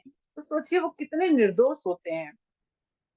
वे पहले से ही अच्छे होते हैं, जन्म से ही अच्छे होते हैं। वो ऐसा जताते हैं जैसे वो ये बात जानते हैं। बच्चा हर चीज में बुद्धिमान समझता है क्योंकि उसको पता है कि वो सब कुछ जानता है। ऐसा बच्चे की सोच रहती है। आप छोटे बच्चे से कभी बात बोले, वो बोले ऐसा नहीं ऐसा करना, क्योंकि उसको पता है सब कुछ कि वो सही है। उसकी सोच ही ऐसी है। वो जानते हैं कि ब्रह्मांड में केंद्र में है। वो बच्चा जानता है कि ब्रह्मांड के केंद्र में है, क्योंकि उसका तुरंत ही जन्म हुआ है। वो अपना कनेक्शन जो है ब्रह्मांड के साथ में हमेशा मानता है। लेकिन वो कनेक्शन धीरे धीरे टूटती जाती है, धीरे धीरे दूर होती जाती है, जैसे जैसे बुद्धि का विकास होने लगता है। बुद्धि आपको जजमेंटल बनाता है। बुद्धि का काम है आपको ब्रह्मांडी शक्ति से दूर करना। इसलिए आपको बुद्धि पर काम करने की जरूरत है। वे अपनी भावनाओं को आराम से अभिव्यक्त कर देते हैं। हम लोग अपनी भावनाओं को व्यक्त नहीं करते। मुझे किसी को आई लव यू बोलना है तो मैं 10 बार सोचूंगी, अरे वो कहीं ऐसा तो नहीं सोचेगा मैं कैसी लड़की हूँ, वो ऐसा तो नहीं सोचेगा जबरदस्ती पीछे पड़ गई, उसको पता नहीं उसके जीवन में कोई होगा। हजार प्रकार के हम लोग एक आई लव यू शब्द के लिए इतनी विचार ले आते हैं। तो आप सोचिए ऐसे जीवन में कितनी सारी खुशियों को हम तोड़ रहे होते हैं। इसमें एक जोक याद आता है, अक्सर सुनाया जाता है, पिक्चरों में भी दिखाते हैं, जल्दी याद होगा आपको। एक क्लासरूम में सारे बॉयज बॉयज रहते हैं, उसमें एक खूबसूरत सी लड़की एडमिशन लेकर आती है, और सारे लड़के सोचते हैं कि काश ये मेरी दोस्त बने, काश ये मेरी दोस्त बने। लेकिन वो लड़की इतनी खूबसूरत होती है, किसी को आत्मविश्वास ही नहीं होता कि वो उससे जाकर वो बोल सके कि मैं उससे उससे वो दोस्ती करना चाहते हैं। उस क्लासरूम में एक सुपर हैंडसम लड़का होता है, वो भी नहीं बोल पाता, वो इतनी अच्छी लड़की रहती है। लेकिन उसी क्लासरूम में एक टकला सा लड़का रहता है, जो उसको सीट भी देता है, अपना लंच भी शेयर करता है, और वो लड़की उस लड़के के साथ में अपनी दोस्ती करती, हर जगह कैंटीन में इधर उधर घूमती रहती है। सारे बाकी के क्लास आपस में सोचते रहते हैं कि उस लड़की की मति मर गई थी, तो उस क्लास का हकले लड़के से दोस्ती किया, हम लोग क्या कम पड़ गए थे। ऐसी आपस में बातें करते हैं, इतनी बातें करते करते, लेकिन फिर भी हिम्मत नहीं होता वो उस लड़की से जाके किसी को दोस्ती करने की। वो वो उसकी बेवकूफी की बात कर रहे हैं कि लड़की कितनी बेवकूफ है। लेकिन एक दिन जो सबसे ओवर स्मार्ट था, वो उसको कॉन्फिडेंस आया किसी तरीके से, उसने जाकर बोला कि हम में क्या कमी थी जो तुमने हमसे दोस्ती नहीं की, हम पे इतनी लड़कियां करती हैं और तुम इससे दोस्ती किए। तब उस लड़की ने मुझे उसने जवाब दिया कि इसको अपने ऊपर कॉन्फिडेंस था कि ये मेरे दोस्ती के लायक है। इसने अपना हाथ बढ़ाया, मेरे साथ लंच शेयर किया, मुझे अपना क्लास का समझा, इसलिए आज ये मेरा बेस्ट फ्रेंड है। तुम लोगों ने अपने ऊपर भरोसा नहीं था, तुम लोगों ने मुझे कम आंका, जिसके कारण आज तुम लोग दूर हो। तो आप समझ गए इस कहानी से क्या तात्पर्य है, कि हम बहुत सारी अच्छी चीजों को खो देते हैं जजमेंट करने के कारण। वो सुंदर सी लड़की, वो अच्छी सी लड़की पूरी क्लास की दोस्त हो सकती थी, लेकिन सबकी सोच कैसी थी जिसके कारण वो उससे दोस्ती नहीं कर पाए। तो यहाँ पर बोलते हैं जब आपका बच्चा खुश होता है तब भी आपको पता चल जाता है। जब आपका बच्चा मतलब आपका इनर चाइल्ड, जब वो अंदर से खुश होता है, आपके चेहरे से अलग दिखने लगती है, आपके आसपास में सब बोलेंगे क्या बात है। जैसे मैं अपना बताऊं, मुझे अक्सर लोग बोलते रहते हैं तुम प्यार में हो क्या। सबको डाउट होता है कि मेरे जीवन में कोई पार्टनर है, कोई मेरा बॉयफ्रेंड है, ऐसा सबको डाउट होता है मेरे चेहरे की खुशी देख के। लेकिन उनको पता नहीं है कि मैं प्रेम में तो हूँ, लेकिन मैं खुद की प्रेम में हूँ, इसलिए मेरे चेहरे से हमेशा खुशी दिखती है। मैं जहां जाती हूँ सभी को डाउट लगता है, मेल फीमेल सबको डाउट लगता है कि मैं प्यार में हूँ, लेकिन मैं प्यार में हूँ, बट खुद के प्यार में हूँ, ये सच्चाई है। इसलिए मेरे चेहरे से हमेशा प्रेम की ऊर्जा ही बहती है, और लोगों को उसका अनुमान कुछ और लगाने को मिल जाता है, क्योंकि इनर चाइल्ड जो मेरा है वो मुझसे प्यार करता है, और जब मेरा इनर चाइल्ड प्यार करता है तो मेरे चेहरे से अलग दिखती है। मैं अकेले बैठे बैठे भी मुस्कुराती रहती हूँ, अकेले बैठे बैठे ही मैं बहुत खुश रहती हूँ, और शायद वो खुशी मेरे इनर चाइल्ड की खुशी है। तो आप लोग भी अपने इनर चाइल्ड को जगाएं, जिससे आप प्रेम से भर सके। और इसके ऊपर मैंने धीरे धीरे काम किया, ऐसा नहीं एक दिन का कहानी नहीं है, इसको मैंने धीरे धीरे वर्क किया। आज मैं 10 दिन 15 दिन अकेले एक जगह पर बैठी रह सकती हूँ, वो भी खुशी के साथ, ऐसे नहीं अभाव भाव से। मुझे किसी की ऐसा नहीं लगता कि मुझे खुश रहने के लिए किसी के साथ की जरूरत है। मैं अपनी कंपनी को एंजॉय करती हूँ, क्योंकि पता नहीं क्या है, मेरे अंदर ही खुशी झलकती है मुझे, और मैं उस खुशी में खुश रहती हूँ। और वो शायद मेरा इनर चाइल्ड जो मैं पिछले 5 बार से खुद से प्रेम करो की जो प्रैक्टिस कर रही हूँ खुद के लिए, शायद वो प्रैक्टिस मेरा धीरे धीरे अब अच्छाइयों की ओर मुझे लेकर जा रहा है, तो ऐसे ही आपके इनर चाइल्ड को डेवलप करना है। लेकिन बच्चे ये बर्दाश्त नहीं कर सकते। नन्हे बच्चे अपने शरीर के हर हिस्से से प्रेम करते हैं। नन्हे बच्चे को ये नहीं पता होता कि मेरा नाक छोटा है, मेरा आंख छोटा है, मेरा दिमाग कम है, मेरे बाल कम है। गंजा बच्चा, बाल वाले बच्चे सब साथ में खेलते हैं। वो कभी कंपैरिजन नहीं करते, तभी वो खुश होते हैं। हम लोग कंपैरिजन करते हैं। सुंदर लड़की है तो सुंदर, मुझे याद है, मैं ये सारे प्रैक्टिकल बहुत अच्छे से की हूँ, इसलिए बता रही हूँ। जब मैं इंजीनियरिंग कर रही थी, मेरी क्लास में एक लड़की थी। वो इतनी, उसकी डार्क कॉम्प्लेक्शन था, इतना डार्क कॉम्प्लेक्शन था। जिस सीट पे वो बैठती थी उस सीट पे कोई नहीं बैठता था, सोच, इतना डार्क कॉम्प्लेक्शन था उसका। मेरे से उम्र में 5-6 साल बड़ी थी। आ, उसका कैटेगरी कोटा लगता था, जिसके कारण बैकलॉग लगने के बाद भी उस क्लास में वो पढ़ रही थी। अब मैं जनरल कैटेगरी की थी। जिस कॉलेज से, गवर्नमेंट कॉलेज था, उस समय किताबें 2 मिलती थी। उसके साथ कोटा था तो उसको 32 बुक मिलता था। लिखने के लिए कॉपियां फ्री में मिलती थी। गवर्नमेंट कॉलेज में से मैं पढ़ी हूँ। सारे इंस्ट्रूमेंट फ्री में मिलता था। वो बैकलॉग थी, डार्क कॉम्प्लेक्शन के कारण कोई बैठता नहीं था। बैकलॉग थी जिसके कारण कोई बैठता नहीं था उसके पास में। तो मैं, और उसका जो कॉलेज था, कॉलेज से जो घर था वो केवल रोड के डिस्टेंस पे था। मैं अप डाउन करती थी, तो मैं अक्सर लेट हो जाती थी। तो मुझे बेंच मिलता था, वो पीछे का मिलता था। तो मैंने देखा कि इस लड़की को ये पहले आ जाती है और इस बेंच पे इसके साथ कोई बैठता नहीं है। 10-15 दिन मैं मॉनिटर करती रही, और करने के बाद मैंने देखा कि मुझे भाग दौड़ करने की अब कोई जरूरत नहीं। मेरा सॉल्यूशन मिल गया है, और मैं उस लड़की के बगल में जाकर बैठती थी। आप दोस्तों सोचो, मेरे लिए कितना बड़ा रिजर्वेशन मिल गया था। पहला सीट, क्योंकि उसका रोड के उस साइड उसका घर था। वो टाइम पे कॉलेज आती थी, पहले सीट पे बैठ जाती थी। कोई उसके साथ बैठता नहीं था, तो मेरे लिए एक सीट तो परमानेंट फिक्स हो गया। सोचिए, मेरी उस उम्र में, जब मेरी 18 साल की उम्र थी, तब मेरी इतनी समझ थी कि मैं उसके साथ जाकर बैठ गई और मेरे लिए सीट फिक्स हो गया। फिर बैठने के साथ में मेरी बातचीत होने लगी। वो मेरे लिए लंच भी शेयर करने लगी। तब मुझे पता चला कि उसको 32 बुक मिलता है लाइब्रेरी से, उसको रजिस्टर मिलता है, और मुझे तो कुछ भी नहीं मिलता। मुझे सारे बुक खरीदना पड़ता था।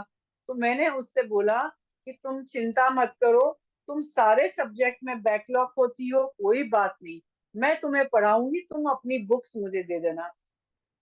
वो पूरे के पूरे 32 बुक निकालती थी और मुझे दे देती थी। उसके घर से मेरे घर लाने में भी मुझे 4-5 दिन लगता था बुक्स को लाने में। मैं पढ़ती थी, उस बुक्स के नोट्स बनाती थी, उसको जाकर मैं पढ़ाती थी। ऐसे करके उसके सारे सब्जेक्ट मैंने क्लियर करवाया, और मैं भी अपने यूनिवर्सिटी टॉपर रही। अपने समय का 86% में बनाई वहां पर। तो सोचिए, अगर मैं इस दूरी को बना कर रखती तो आज मैं ये अचीवमेंट नहीं प्राप्त कर पाती। और ये अचीवमेंट का तरीका इतना शानदार था। मैं तो पास होकर आगे हायर स्टडी में आ गई। उसका 2 क्लास बैक था। जब मेरी दोस्ती खत्म हो गई, उसकी सिचुएशन वापस वही हो गई। उसी क्लास को पास करने में अगले 5 साल लगाया उसने। इंजीनियरिंग में पहले 8 साल का गैप होता था, अगले 5 साल लगाया। सोचिए, केवल 2 सेमेस्टर को पास होने में, और बाकी के 3 सेमेस्टर में पास करवा कर ही आई थी उसको। तो दोस्तों, यहाँ पर हमें जजमेंटल नहीं बनना। मैंने अपनी अच्छाई देखी। कोई उसके साथ क्यों नहीं बैठता मुझे कुछ नहीं पता। स्टार्टिंग में मुझे लोग चिढ़ाने लगे थे कि तुम्हारी दोस्ती कैसे हो गई है। मैं कहती थी मुझे तो बहुत अच्छा लगता है। फिर मैंने कंपैरिजन किया कि राम जी का बानर सेना होता है, मतलब राम भगवान जो हम देवता गुण करते हैं, वो बिना गुणों को देखकर बानरों की सेना से लंका को जीत कर लाए थे। तो हम अपने जीवन को बिना तुलना किए हुए कैसे नहीं जीत सकते हैं। ये मैं खुद का एग्जाम्पल बता रही, जो मैंने अपने जीवन किया। आज मेरे लिए ये एग्जाम्पल लगता है। उस समय मुझे ऐसी समझ नहीं थी, वो मेरा एक नेचुरल प्रक्रिया था। लेकिन आज मुझे वो गुण लगता है कि उस समय मैंने इतने अच्छे गुण को अप्लाई किया था, जो कि एक सीख हो सकती है। ऐसे बहुत सारे गुण होते हैं। तो आज से आपको किसी भी प्रकार के जजमेंटल नहीं बनना। एक छोटा बच्चा हर एक के साथ एक जैसा रहता, हमें वैसे ही रहना है। हम अपने गुणों को केवल देखेंगे, तभी हम अपने प्रेम से भर सकते हैं। अगर हम अपने गुणों को नहीं देखेंगे, हम कभी प्रेम से नहीं भर सकते हैं। तो यहाँ पर राइटर बोलती हैं कि आज आप सारी आलोचना और सेल्फ टॉक को अलग कर दें। समझ गए? मतलब सारी आलोचना, किसने आपको क्या बोला, उन सब को खत्म कर दें। खुद के लिए जो दूसरों ने मुझे बोला, उसके अनुसार जो मैंने अपने लिए विचार बना लिया, उसे भी खत्म कर दें।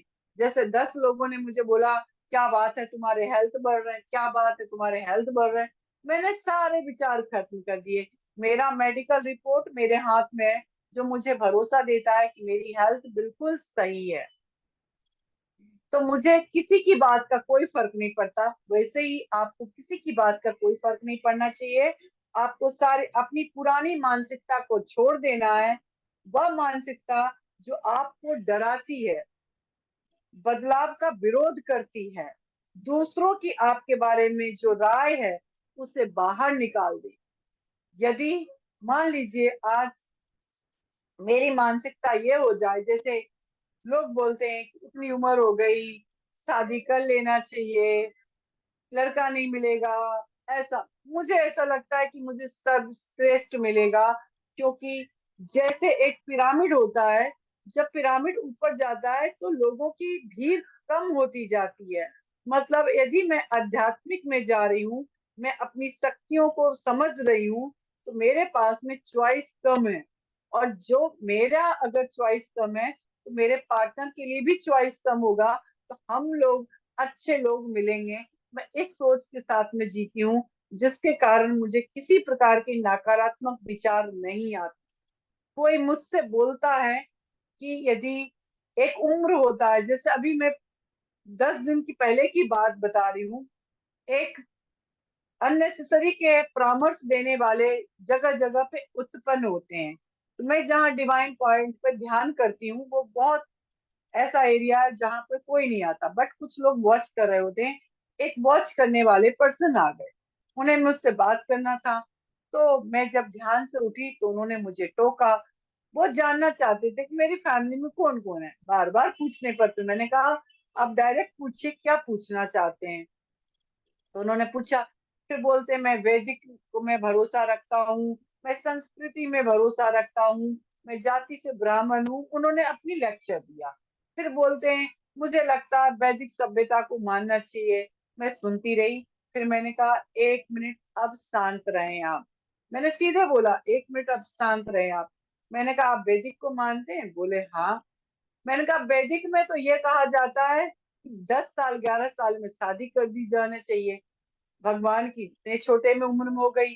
अब चलो, महात्मा गांधी के देख लो, अम्बेडकर को देख लो, सबकी 12 13 साल में शादी हो गई थी। हमारे मोदी जी को देख लो, छोटी उम्र में शादी हो गई थी। तो क्या आपने अपने बच्चे की कर दी? चुप हो गए, बिल्कुल चुप हो गए। मैंने कहा, सभ्यता भी बदलती है जरूरतों के अनुसार। आज 18 साल की गई है, आगे 25 भी होगी, 30 भी होगी, 40 भी होगी। ये निर्धारित आप नहीं करने वाले, निर्धारित मैं करने वाली हूँ। आप यकीन नहीं मानोगे, मुझे कितना कॉन्फिडेंस था। वो इंसान दोबारा कभी नहीं मिले मुझे। 10 दिन होने जा रहा है, कभी नहीं।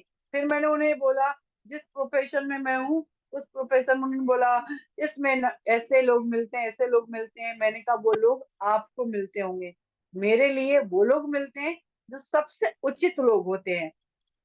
तब उन्होंने बोला, आपको नेसेसरी कॉल नहीं आता होगा, सबको नंबर दे देती हैं। मैंने कहा, आपके पास मेरा नंबर है, आपकी हिम्मत नहीं होगी, आप मुझे फोन लगा दें। और दोस्तों, ये बात बिल्कुल सही है, उन्होंने फोन नहीं लगाई। और ये भी बात मैं बिल्कुल सही बता रही हूँ, मेरा एक ही नंबर चलता है, इंस्टाग्राम, फेसबुक, हर जगह वो नंबर है। बट मेरे पास किसी प्रकार का फोन नहीं आता है। ये सब चीज निर्धारित होता आपके ऑरा से। आपका बॉडी लैंग्वेज, आपकी सोच कैसी है, उसी के अनुसार निर्धारित होती है। मेरे जीवन में सिर्फ वही इंसान आ सकता है जिसे मेरी आत्मा की उन्नति के लिए जरूरत है। अननेसेसरी लोग मेरे जीवन में नहीं आते हैं। ये मैंने खुद ऑब्जर्व किया।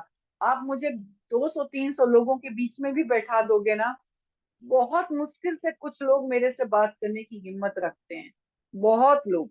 मैं पहले सोचती थी ऐसा क्यों, लेकिन अब मुझे सोचती हूँ कि मेरी ऑरा जो है वो प्योर ऑरा हो चुकी है।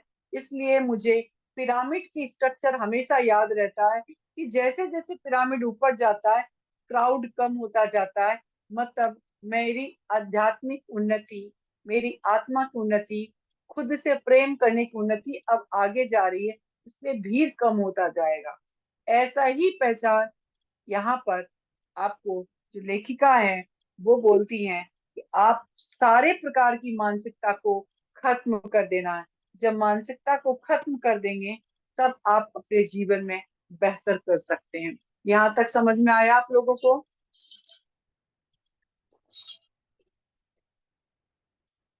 आगे चालू रखूं? सो गए क्या आप लोग? नहीं नहीं, जाग रहे हैं हम। चालू रखूं? यस। ठीक है। तो 5वें दिन का मिरर वर्क में लेखिका कहती हैं कि आपको क्या करना है। बाथरूम में खड़ा होना है। बाथरूम में क्यों खड़ा होना है? क्योंकि बाथरूम एक ऐसी जगह जहाँ सिर्फ आप होते हैं, जहाँ पे आप अपने साथ होते हैं। अपने दैनिक दिनचर्या के कार्य करके अपनी शरीर के साथ साथ आप अपनी आत्मा को भी साफ करते हैं। क्योंकि शरीर जब साफ होगा तभी हमारी आत्मा भी धीरे धीरे साफ होगी। तो इसलिए आईने के सामने बाथरूम में खड़े होना है, अपनी आंखों में देखना है और अफर्मेशन देना है। मैं अपने आप को प्रेम करती हूँ। मैं अपने आप को पसंद करती हूँ। क्या बोलना है? मैं अपने आप को प्रेम करती हूँ। मैं अपने आप को पसंद करती हूँ। ये चीज आपको कम से कम 100 बार बोलना है। अपने आप को प्रेम करती हूँ मतलब होता है अपने शरीर के एक एक अंग से प्रेम करना, अपनी हर सोच से प्रेम करना, और अपने आप को पसंद करना मतलब जो है मेरे पास मैं उसी चीज में खुश हूँ। ये चीज समझने की जरूरत है। मैं अपने आप से प्रेम करती हूँ। मैं अपने आप को पसंद करती हूँ। ये चीज आपको 100 बार बोलना है। अपनी आंखों में देख कर बोलना है। यहाँ पे लेखिका कहती हैं बार बार दोहराते रहें, बार बार दोहराते रहें जब तक 100 बार ना हो जाए। मैं स्वयं को प्रेम करती हूँ और पसंद करती हूँ। यह अपना मंत्र बना लें। जब भी आईने के सामने से गुजरे आपके मन में एक ही चीज आए, मैं स्वयं को पसंद करती हूँ, मैं स्वयं से प्रेम करती हूँ। इसके अलावा आपके दिमाग में आपके लिए कोई दूसरा शब्द ही ना आए। किसी ने कुछ भी बोला हो, तुम बैड लक हो, तुम कुछ हो, कुछ नहीं। बोलो मैं किस्मत वाली हूँ, मैं खुद को प्यार करती हूँ, मैं खुद को पसंद करती हूँ। आपको ऐसे ही बोलना है। तो लेखिका यहाँ बहुत अच्छे से बोलती है मिरर वर्क सिर्फ सिद्धांतों पर काम नहीं करता है, यह व्यवहार में काम करता है। क्योंकि जब आप अपने आप को पसंद करेंगी तब आपका व्यवहार भी बन जाएगा कि जब मैं पसंद कर रही हूँ तो मैं हर इंसान भी ऐसे ही पसंद करता होगा, फिर मैं कैसे किसी की बुराई कर सकती हूँ। तो आप सबको प्यार में करेंगी। जैसे आज मेरे साथ में एक प्रोग्राम था, वहां पे खाना बना। ऑर्गेनाइजिंग कमेटी को बहुत सारी बुराइयां मिली। ऑर्गेनाइजिंग कमेटी मुझसे पूछी कि क्या कुछ कमी था। मैंने कहा नहीं, बहुत टेस्टी था। मैंने एक एक आइटम की टेस्ट गिना दिए। जो कंप्लेन करने वाले लोग थे वो भी मेरे चारों साइड में थे। वो लोग सब मुझे देखते रहे। मुझे बड़ा असर में, मुझे क्या पता था ये लोग कंप्लेन करने गए, मुझे तो सारी खूबियां दिखी। फिर थोड़े दिन बाद फिर उस ऑर्गेनाइजिंग कमेटी जो ऑर्गेनाइज किया था प्रोग्राम, उसके यहाँ एक बेबी का बर्थडे था। फिर उसने प्रोग्राम अरेंज किया। फिर जाके मैंने देखा तो मुझे फिर से मुझसे पूछा। मुझे किसी प्रकार की कोई कमी नहीं लगी। तब हम सभी लोग किसी तीसरे के यहाँ पहुंचे और वहां पे मुझसे पूछा तो मैंने स्माइल दे के बोला, ये आंसर का मुझसे मत पूछो, क्योंकि मुझे कोई कमी ही नहीं दिखेगी, और मुझे वास्तव में कोई कमी नहीं दिखती, मुझे अच्छा अच्छा ही दिखता है। या ये कहिए के ग्रुप होते हैं, तो मेरे पास कोई ग्रुप नहीं चुगली करने की, क्योंकि जब मैं बैठती हूँ तो मुझे कोई किसी की बुराई नहीं दिखती, मेरी सबसे दोस्ती होती है। और उस ग्रुप में हर इंसान की मैं तारीफ करती हूँ। तो कभी कभी मुझे लोग बोल देते हैं इसका तो नेचर ही बटरिंग करने का। मैं बटरिंग नहीं करती हूँ, मेरे अंदर से ही निकलता है कि मैं बुराई नहीं करती हूँ। तो वो लोग सोचते हैं कि यार इससे क्या पूछना, या मुझे चुगली करने वाले ग्रुप अपने ग्रुप में ही नहीं रखते, क्योंकि मेरे अंदर कुछ बुराई ही नहीं दिखती मुझे। मैं उनके बोलती हूँ यार हाँ ऐसा है, ये बात है, हाँ ये हो सकता है, लेकिन ये भी अच्छी बात है। मतलब मेरी सिस्टर का बेटा 10 साल का है, उसकी भी मैं बुराई करती हूँ, क्योंकि मैं मौसी हूँ उसकी, तो उसकी कुछ अच्छाई कुछ बुराई सुधारना पड़ेगा। तो वो कहता है मौसी आप बुराई गिना के फिर अच्छाई कर देती हो। तो मैं भी मन में सोची, मैंने कहा यार ये ना सोची कि मौसी का। फिर मैंने उसको समझाया, मैंने कहा बेटा ये जो है ये सैंडविच तरीका होता है, जिसमें तुम्हारे बैड हैबिट को कन्वर्ट करके हमें गुड हैबिट में करना है। ये सैंडविच है, जैसे तुम सैंडविच खाना अच्छा कर लगता है, वैसे मौसी तुम्हारी बातों को अच्छाई में बदल रही है। तब उसे समझ में आया, और वो मेरी रिस्पेक्ट करता है। तो अगर आपके अंदर में ये चीज आ जाती है, तभी आप खुद से प्रेम करने की ओर जा रहे हैं। तो लेखिका यहाँ पे यही बोलती हैं कि आपको नकारात्मक विचार सब दूर हो जाएंगे, आप स्वयं से पसंद करने लगेंगे, और हर चीज में आपको अच्छाई ही अच्छाई दिखने लगेगी। आपके अंदर की शक्ति में आज लेखिका कहती हैं कुछ ऐसे तरीके लिखना है आपको, जिससे आप स्वयं को प्रेम नहीं करते हैं। मतलब आज तक आपने किन किन कारणों से आप अपने आप से प्रेम नहीं किए हैं, उन सारे चीजों को लिखना है। या ऐसे तरीके जिनसे आप अपनी योग्यता की कमी को व्यक्त करते हैं, ऐसे तरीके को लिखना है कि मेरे अंदर ये चीज की कमी है, मेरे अंदर इस चीज की कमी है। इस चीज को आपको लिखना है, और जब आप लिखोगे तो आपको समझ में आएगा कि आपने किन किन चीजों से अपने आप को बांध दिया है, और वो उन चीजों को तोड़ने का रास्ता भी आप ही के पास में है। क्या आप स्वयं को नीचा दिखाते हुए बात करते हैं? जैसे 10 लोगों ने बोला अरे यार मेरी तो किसी से बनती नहीं, यार मेरा भाग्य खराब है। जैसे मुझे लोग भदवा बोलते थे, मेरी मम्मी मुझे भदवा बोलती हैं, तो मुझे भदवा बोलते थे कि मेरा हर काम बहुत डिले में होता है, लेकिन मेरा हर काम हो जाता है। जब मैं खुद को देखती हूँ तो मुझे लगता है मेरा काम तो समय से पहले हो रहा है।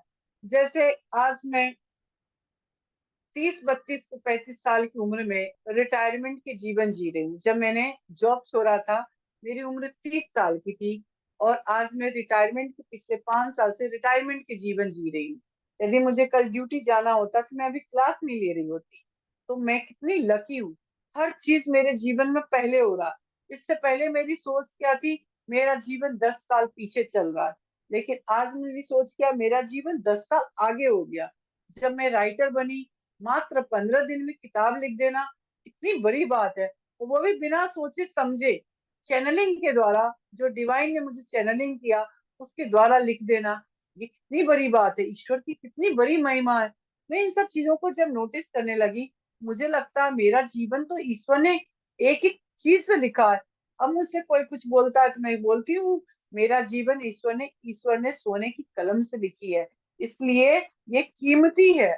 और ये तुरंत नहीं दिखेगा, ये धीरे धीरे मेरे कर्मों से दिखेगा कि मेरा जीवन कितना सोने की कलम से लिखी गई है। तो अपने आप से बोलना है मैं अति भाग्यशाली आत्मा हूँ। ये बोलना है आप लोगों को। जब आप बोलोगे मैं खुद से प्रेम करती हूँ, मैं खुद से प्रेम करती हूँ, मैं अति भाग्यशाली आत्मा हूँ, ये बोलना है आपको। ये मेरी ओर से आपको गिफ्ट है जो मैं खुद एनालाइज करके अपने लिए अफर्मेशन बनाई हूँ। तो आपको बोलना मेरी माँ मुझे मोटा समझती है, मैं जैसा भी हूँ खूबसूरत हूँ, मैं बदल देना है। मतलब ये एग्जाम्पल दे रही है, हर चीज में सकारात्मक देखना है आपको। उन सभी कारणों की एक सूची बनाए जिनकी वजह से आप स्वयं को प्रेम करते हैं। जैसे दुनिया में 1000 बात सुनकर आ जाए, लेकिन जब आईने के पास जाओगे ना, तो आप अपनी अच्छाइयों को देखोगे। आप अकेले में अपनी अच्छाइयों को देखते होगे। आप उन अच्छाइयों को देखो कि आप किन किन कारणों से आप अपने आप से प्रेम करते हैं। जब उन कारणों को आप समझ जाएंगे कि अपने आप से आप प्रेम करते हैं, तो वो कारण ज्यादा होने लगेगी, और जो कारण जो प्रेम करने से रोक रहा है, वो कारण कम होने लगेगी। और यकीन मानिए, जो मैं आपको आज बता रही हूँ, ये 4 बार मैं कर चुकी हूँ, अपने जीवन में अमल ला चुकी हूँ। मैं अपने काउंसलिंग के करियर में लोगों के जीवन में बदलाव ला चुकी हूँ। तो ये बहुत कारगर चीज है जिसे आपको पालन करना है। दिल को आज मैसेज देना, 5वें दिन दिल को मैसेज देना है, मैं जो भी हूँ उसके लिए स्वयं से प्रेम करती हूँ। मतलब प्रचुरता का भाव लाना। मैं जैसी भी हूँ सर्वश्रेष्ठ हूँ। मैं जैसी भी हूँ खुद से प्रेम करती हूँ। मैं जैसी भी हूँ मेरी कंपनी को एंजॉय करती हूँ। मैं जैसी भी हूँ ईश्वर की खूबसूरत कृति हूँ। मैं जैसी भी हूँ सबसे अच्छी हूँ। मैं प्रेम करने के लायक हूँ। मैं प्रेम देने के लायक हूँ। मैं प्रेम से भरी हुई हूँ। ऐसे अफर्मेशन अपने बच्चे को बार बार बोलना है। जो बच्चा यहाँ बैठा है, उस बच्चे को जगाना है। वही बच्चा आपको सब कुछ देने वाला है। बाहरी दुनिया कुछ नहीं देगा, अंदर की दुनिया सब कुछ देने वाला है। अपने अंदर के बच्चे को जगाते रहना है। इसके बाद आपको बोलती हैं कि आपको बिल्कुल चैन से रहना अद्भुत बिल्कुल चैन से रहना अद्भुत नहीं होगा। आप सुबह ये जानते हुए उठें कि आपका दिन बहुत अच्छा बीतेगा, क्योंकि आपको सबका प्रेम मिलेगा।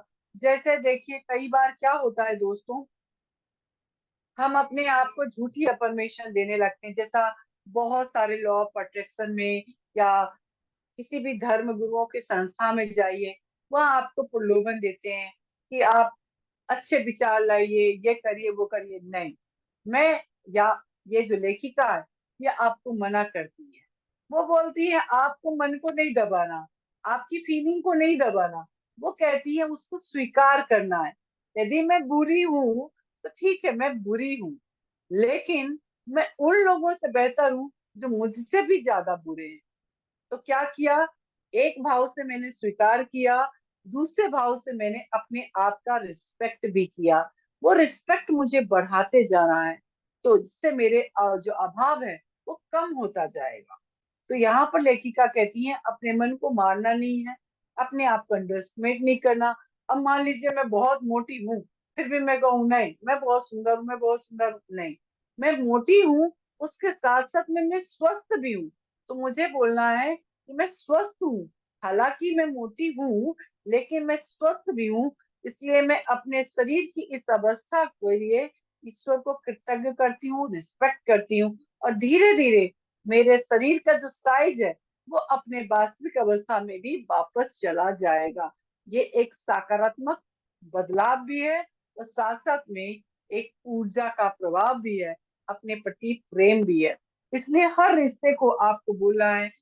मान लीजिए रिश्तों में, ऑफिस में ही हम देखते हैं, तो ऑफिस में ज्यादातर कलीग के साथ में प्रॉब्लम आता है, तो मैं उनको एक ही चीज कहती हूँ, आपको क्या देखना है, जिस ड्यूटी से आपके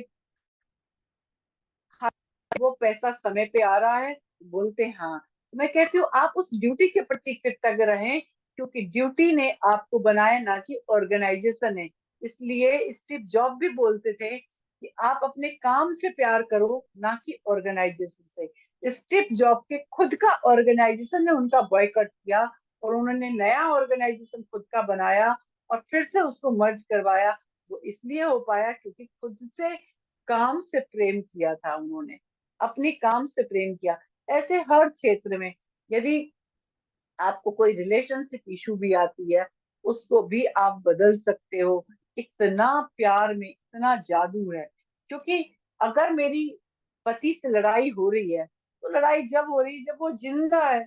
यदि वो जिंदा नहीं होता तो लड़ाई नहीं होती। तो मैं कृतज्ञता के भाव क्या दूं कि तुम्हारी लड़ाई से मेरे अंदर एक डिसीजन लेने की क्षमता आती है, जवाब देने की क्षमता भी तो एक जवाब है। नहीं तो हम सहमे सहमे से रहते, जवाब दे पा रहे हैं वो भी तो एक क्षमता है।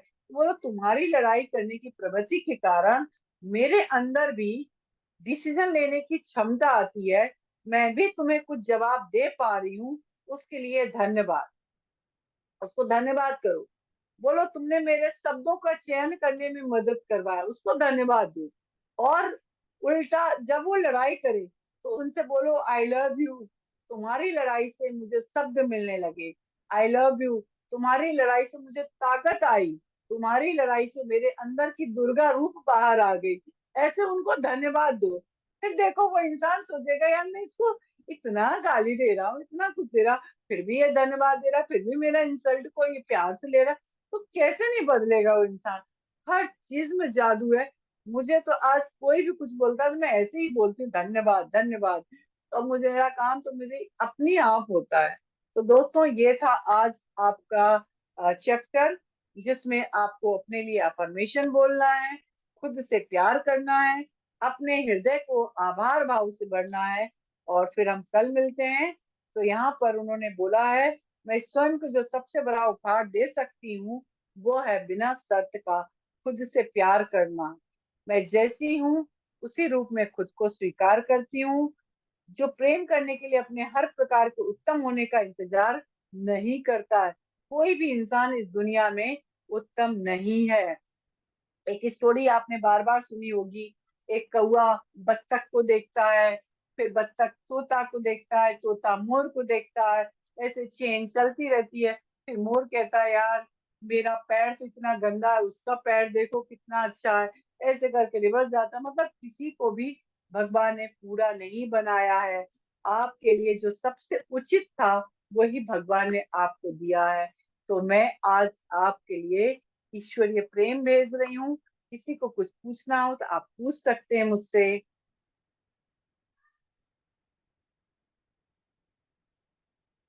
क्या हुआ, सब सो गए?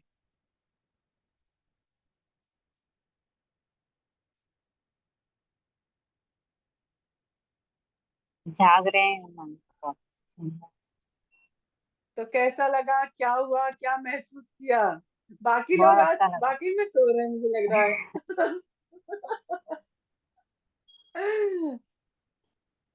आज का कैसा लगा चैप्टर? अपने लिए 5 लाइन बोलो जिसमें खुद की तारीफ करना है, बताओ। आज का अच्छा अच्छा। आज हाँ, का तो बहुत आप अच्छा था। अपने लिए बताओ, फटाफट मेरे लिए अपने लिए 5 लाइन बोलो जिसमें आपकी तारीफ हो। बताओ, अपनी तारीफ करो आज। अच्छा। आ, हाँ, फटाफट बोलो, मुझे तारीफ सुनना बहुत पसंद है। अच्छा। हाँ। मैं मेरा हृदय बहुत साफ है। मैं हाँ। सुंदर हूँ। मैं हाँ। हाँ, प्राउड से बोलो मैं सुंदर हूँ। मैं सुंदर हूँ। और हाँ, की देखो तारीफ अपनी करना तारीफ में इतना टाइम लगाओगे तो दूसरे कैसे करेंगे? मेरे घर वाले सही मुझसे है। कहते तुम्हें तो कोई तारीफ करके बेवकूफ बना देता है। मेरा भाई, मेरी मम्मी सब मुझसे बोलती तुम्हारी तारीफ करके तो तुम्हें बेवकूफ बना दे। बट मुझे मेरा तारीफ सुनना पसंद है, तो मैं अपने हम्म। आसपास में ऐसे ही लोगों को रखती हूँ जो तारीफ करे। क्योंकि अगर मान लो मोदी है, स्टेज पे गया, किसी ने ताली नहीं बजाई, किसी ने मोदी की जय जय नहीं बोला, मोदी में वो ताकत आएगा क्या? नहीं आएगा। वैसे हम्म। मैं भी तो अपने जीवन में हूँ, तो मेरे तारीफ ना हो तो मेरी शक्ति कैसे बाहर दिखेगी? अपनी तारीफ करना सुनो तो कोई नहीं करता ना, मैं खुद तारीफ करती हूँ फिर कहती हूँ तुम सब करो तारीफ मेरी। मैं ऐसी, मेरी आदत ही है। हाँ। मैं मतलब जैसे हमारी कोई तारीफ करता अब है तो लेकिन मेरी हम तारीफ उसको करो, अब तो मेरी तारीफ करो। अब हाँ। देखो, तुमसे मेरी तारीफ निकलवाती करो। आप बहुत सुंदर हैं। आप बहुत अच्छा बोलती हैं। Thank you. आपकी आवाज में थैंक यू। बहुत एक पावरफुल हीलिंग एनर्जी मुझे फील होती है। Thank you. हाँ, और आपको बहुत एनर्जी है। Thank you.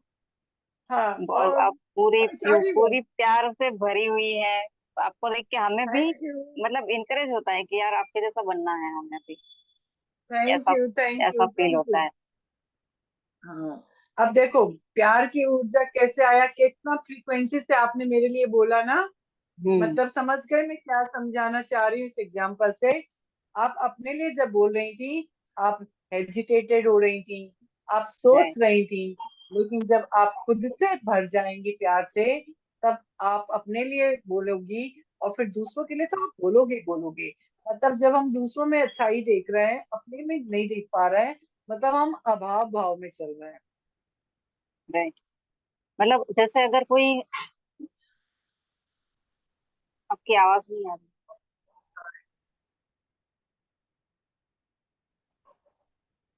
मयूरी, आ जाओ सामने।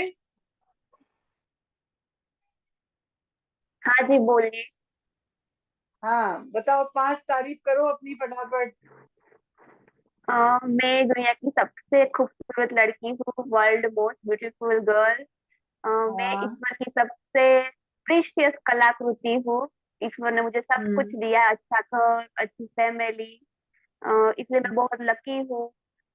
ईश्वर ने मुझे गिफ्ट ऐसे दी है कि मेरी कभी एज ही नहीं दिख सकती। वो मैं जितनी एज मेरी है सबको उससे 10 साल छोटी दिखती हूँ, तो वो भी मेरे लिए बहुत देखो अच्छी बात है। कितनी अच्छी बात है। हाँ। और मुझे पता है कि हम अपने एज को स्टॉप कर सकते हैं, तो मैंने कर दी अपनी एज स्टॉप, मतलब मैं हमेशा यंग रह सकती हूँ। मुझे पता हाँ है ये बात के आया ना, लिए मैं आज के चैप्टर से मिल गया ना कि हम अपनी एज को स्टॉप कर दिए। स्टॉप कर सकते हैं हम अपनी एज को। कर और सकते नहीं, कर दिया, कर दिया। कर दिया, कर दिया। और मैं अब से आपको इसलिए लकी मानती हूँ क्योंकि आपको मिलाया है। आपकी ऑरा थैंक यू। प्यार से छलकती है। प्यार आप ऑरा में ही थैंक यू। प्यार थैंक दिखता है, यू। तो आपसे कहीं प्यार तो था, लेकिन जो प्यार एक्सट्रीम लेवल का होना चाहिए वो आपसे मिलने के बाद पता चला, तो उसमें भी मैं अपने आप को लकी थैंक यू। मानती हूँ। और जी इसमें थैंक अर्चना यू। ने और थैंक यू। नीरूबेन ने हेल्प किया, सजेस्ट किया, तो वो लोग भी मेरे लिए लकी ही है। हाँ, क्योंकि हमारे जीवन में अच्छे लोगों का मिलना ये पास्ट लाइफ के कर्म ये है। भी सौभाग्य है। हाँ। बहुत पास्ट लाइफ के, मतलब अगर 100 हम अच्छे कर्म करते हैं तब हम एक अच्छे पर्सन को बनाते हैं। तो आप सोचो आपने यस। कितना अच्छा काम किया होगा तो ये 4 लोग मिले। क्योंकि एक बुरा काम करने से, कहते हैं ना, एक बूंद राक्षस के खून गिरते थे तो 1000 राक्षस पैदा हो जाते थे। लेकिन अगर राइट। भगवान के एक बूंद खून गिरते थे तो एक भी भगवान पैदा नहीं होते थे, वो कम होते थे। तो समझ गए ना, अच्छे लोगों का मिलना, इन लोगों को डेली ग्रेटिट्यूड दो। जितना ग्रेटिट्यूड यस। इनको दोगे ना, उतना ही ईश्वर आपके झोली में और अच्छे लोगों को भरते रहेंगे। ये बहुत ही यस। मैं हमेशा बोलती हूँ कि मेरे जीवन में सिर्फ अच्छे लोग ही आएंगे। इसलिए अब मुझे कोई धोखा देगा, कैसा निकलेगा, कुछ भी मेरे मन में विचार नहीं रहते। सिर्फ मुझे इतना पता है कि मेरे जीवन में अच्छे लोग ही आएंगे, जिसके कारण सिर्फ अच्छे ही आते हैं।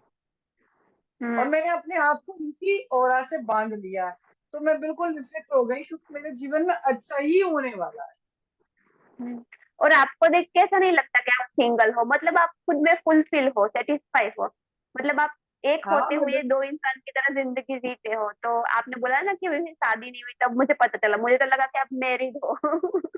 नहीं नहीं, मैं बिल्कुल अपने आप में जीती हूँ, और मुझे कभी भी अपरिछुतता का भाव नहीं लगता, क्योंकि मुझे इतना पता है कि उचित समय में सही person, right time, right people, right place तो मेरे जीवन में आएगा ही आएगा। राइट। इसलिए मैं राइट। कभी भटकाव में नहीं जाती हूँ, कभी अपरिछुतता के भाव में नहीं रहती। मुझे पता है वो राइट पर्सन राइट टाइम ही आएगा। और मेरा काम क्या है, खुद को डेवलप करना।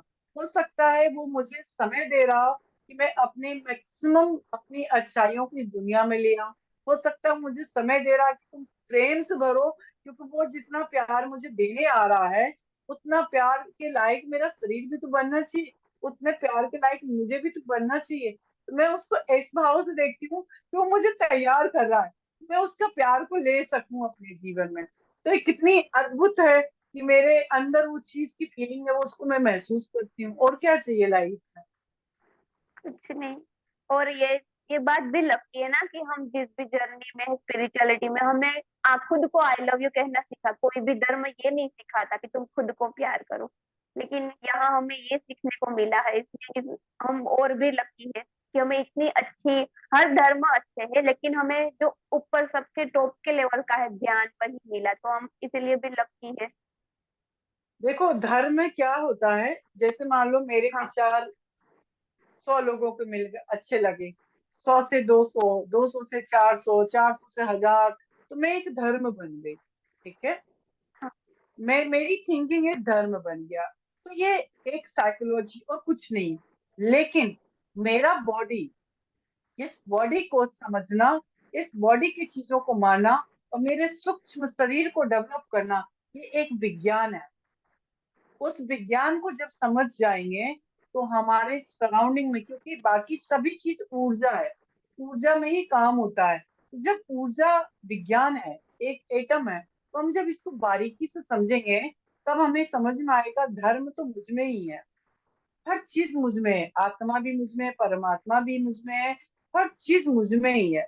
अब आंख बंद करते हैं तो अलग अलग दुनिया क्यों दिख जाती है, जबकि आंख हम्म, बंद करने पर अगर साइंस के अनुसार देखें तो 306, 206 हड्डी, मांस और खून और ये वो दिखना चाहिए, लेकिन हमें तो कुछ कुछ और दिखता है। मतलब एक सूक्ष्म शरीर भी है जिसको हमें संचालित कर रहा है, तो वो हमारी ऊर्जा है। उस ऊर्जा को हम डेवलप कर रहे हैं अभी, और कुछ नहीं कर रहे हैं। देखो इतनी अच्छी बुक है, इस बुक में कहीं भी राइटर कुछ नहीं बोल रही है, राइटर बार बार बोल रही है आपकी ऊर्जा बार बार बोल रही है। इस तरीके से हमें बदलना है। मैं इसी चीज में विश्वास भी करती हूँ, जो कुछ भी है मेरे अंदर ही है। ठीक है, तो 11 बज गए हैं, खत्म करें। चलो हाँ चलो चलो, bye. Love you, like you. और लाइक यू, आप लोग रिस्पेक्ट यू। ग्रुप में कम से कम ऑडियो बनाकर भेजो, क्योंकि जितना बोलोगे उतना अंदर से प्यूरिफाई होगा। जैसे सुमन जी ने भेजा ना, सुमन जी काफी बड़ी हैं, वो इवनिंग वॉक करते करते जो चीज सीखती हैं उसको पूछती भी हैं, उसको ग्रेटिट्यूड भी देती हैं। आपको देना है, जितना दोगे उतनी हमारी ऊर्जा प्यूरिफाई होती रहती है। ठीक है, और लिखने की कोशिश करो, लिखने में पांचों सेंस काम आता है। लिख नहीं पाते हो तो एटलीस्ट ऑडियो बना बना के भेज लीजिए, उससे भी आपको काफी हेल्प मिलेगा। ठीक है, ओके। चलो, तो मैं अपनी आत्मा से आप सभी को प्रणाम करती हूँ। ईश्वर सपने में आए, बहुत प्यार दें। मेरे सपने में तो रात में आए थे और हमेशा आते रहते हैं, तो ढेर सारा आपको प्यार मिले ईश्वर की ओर से, मैं ऐसी दुआ करती हूँ। धन्यवाद ma'am, thank you, love you, like you, thank respect. You, love you, like you, respect.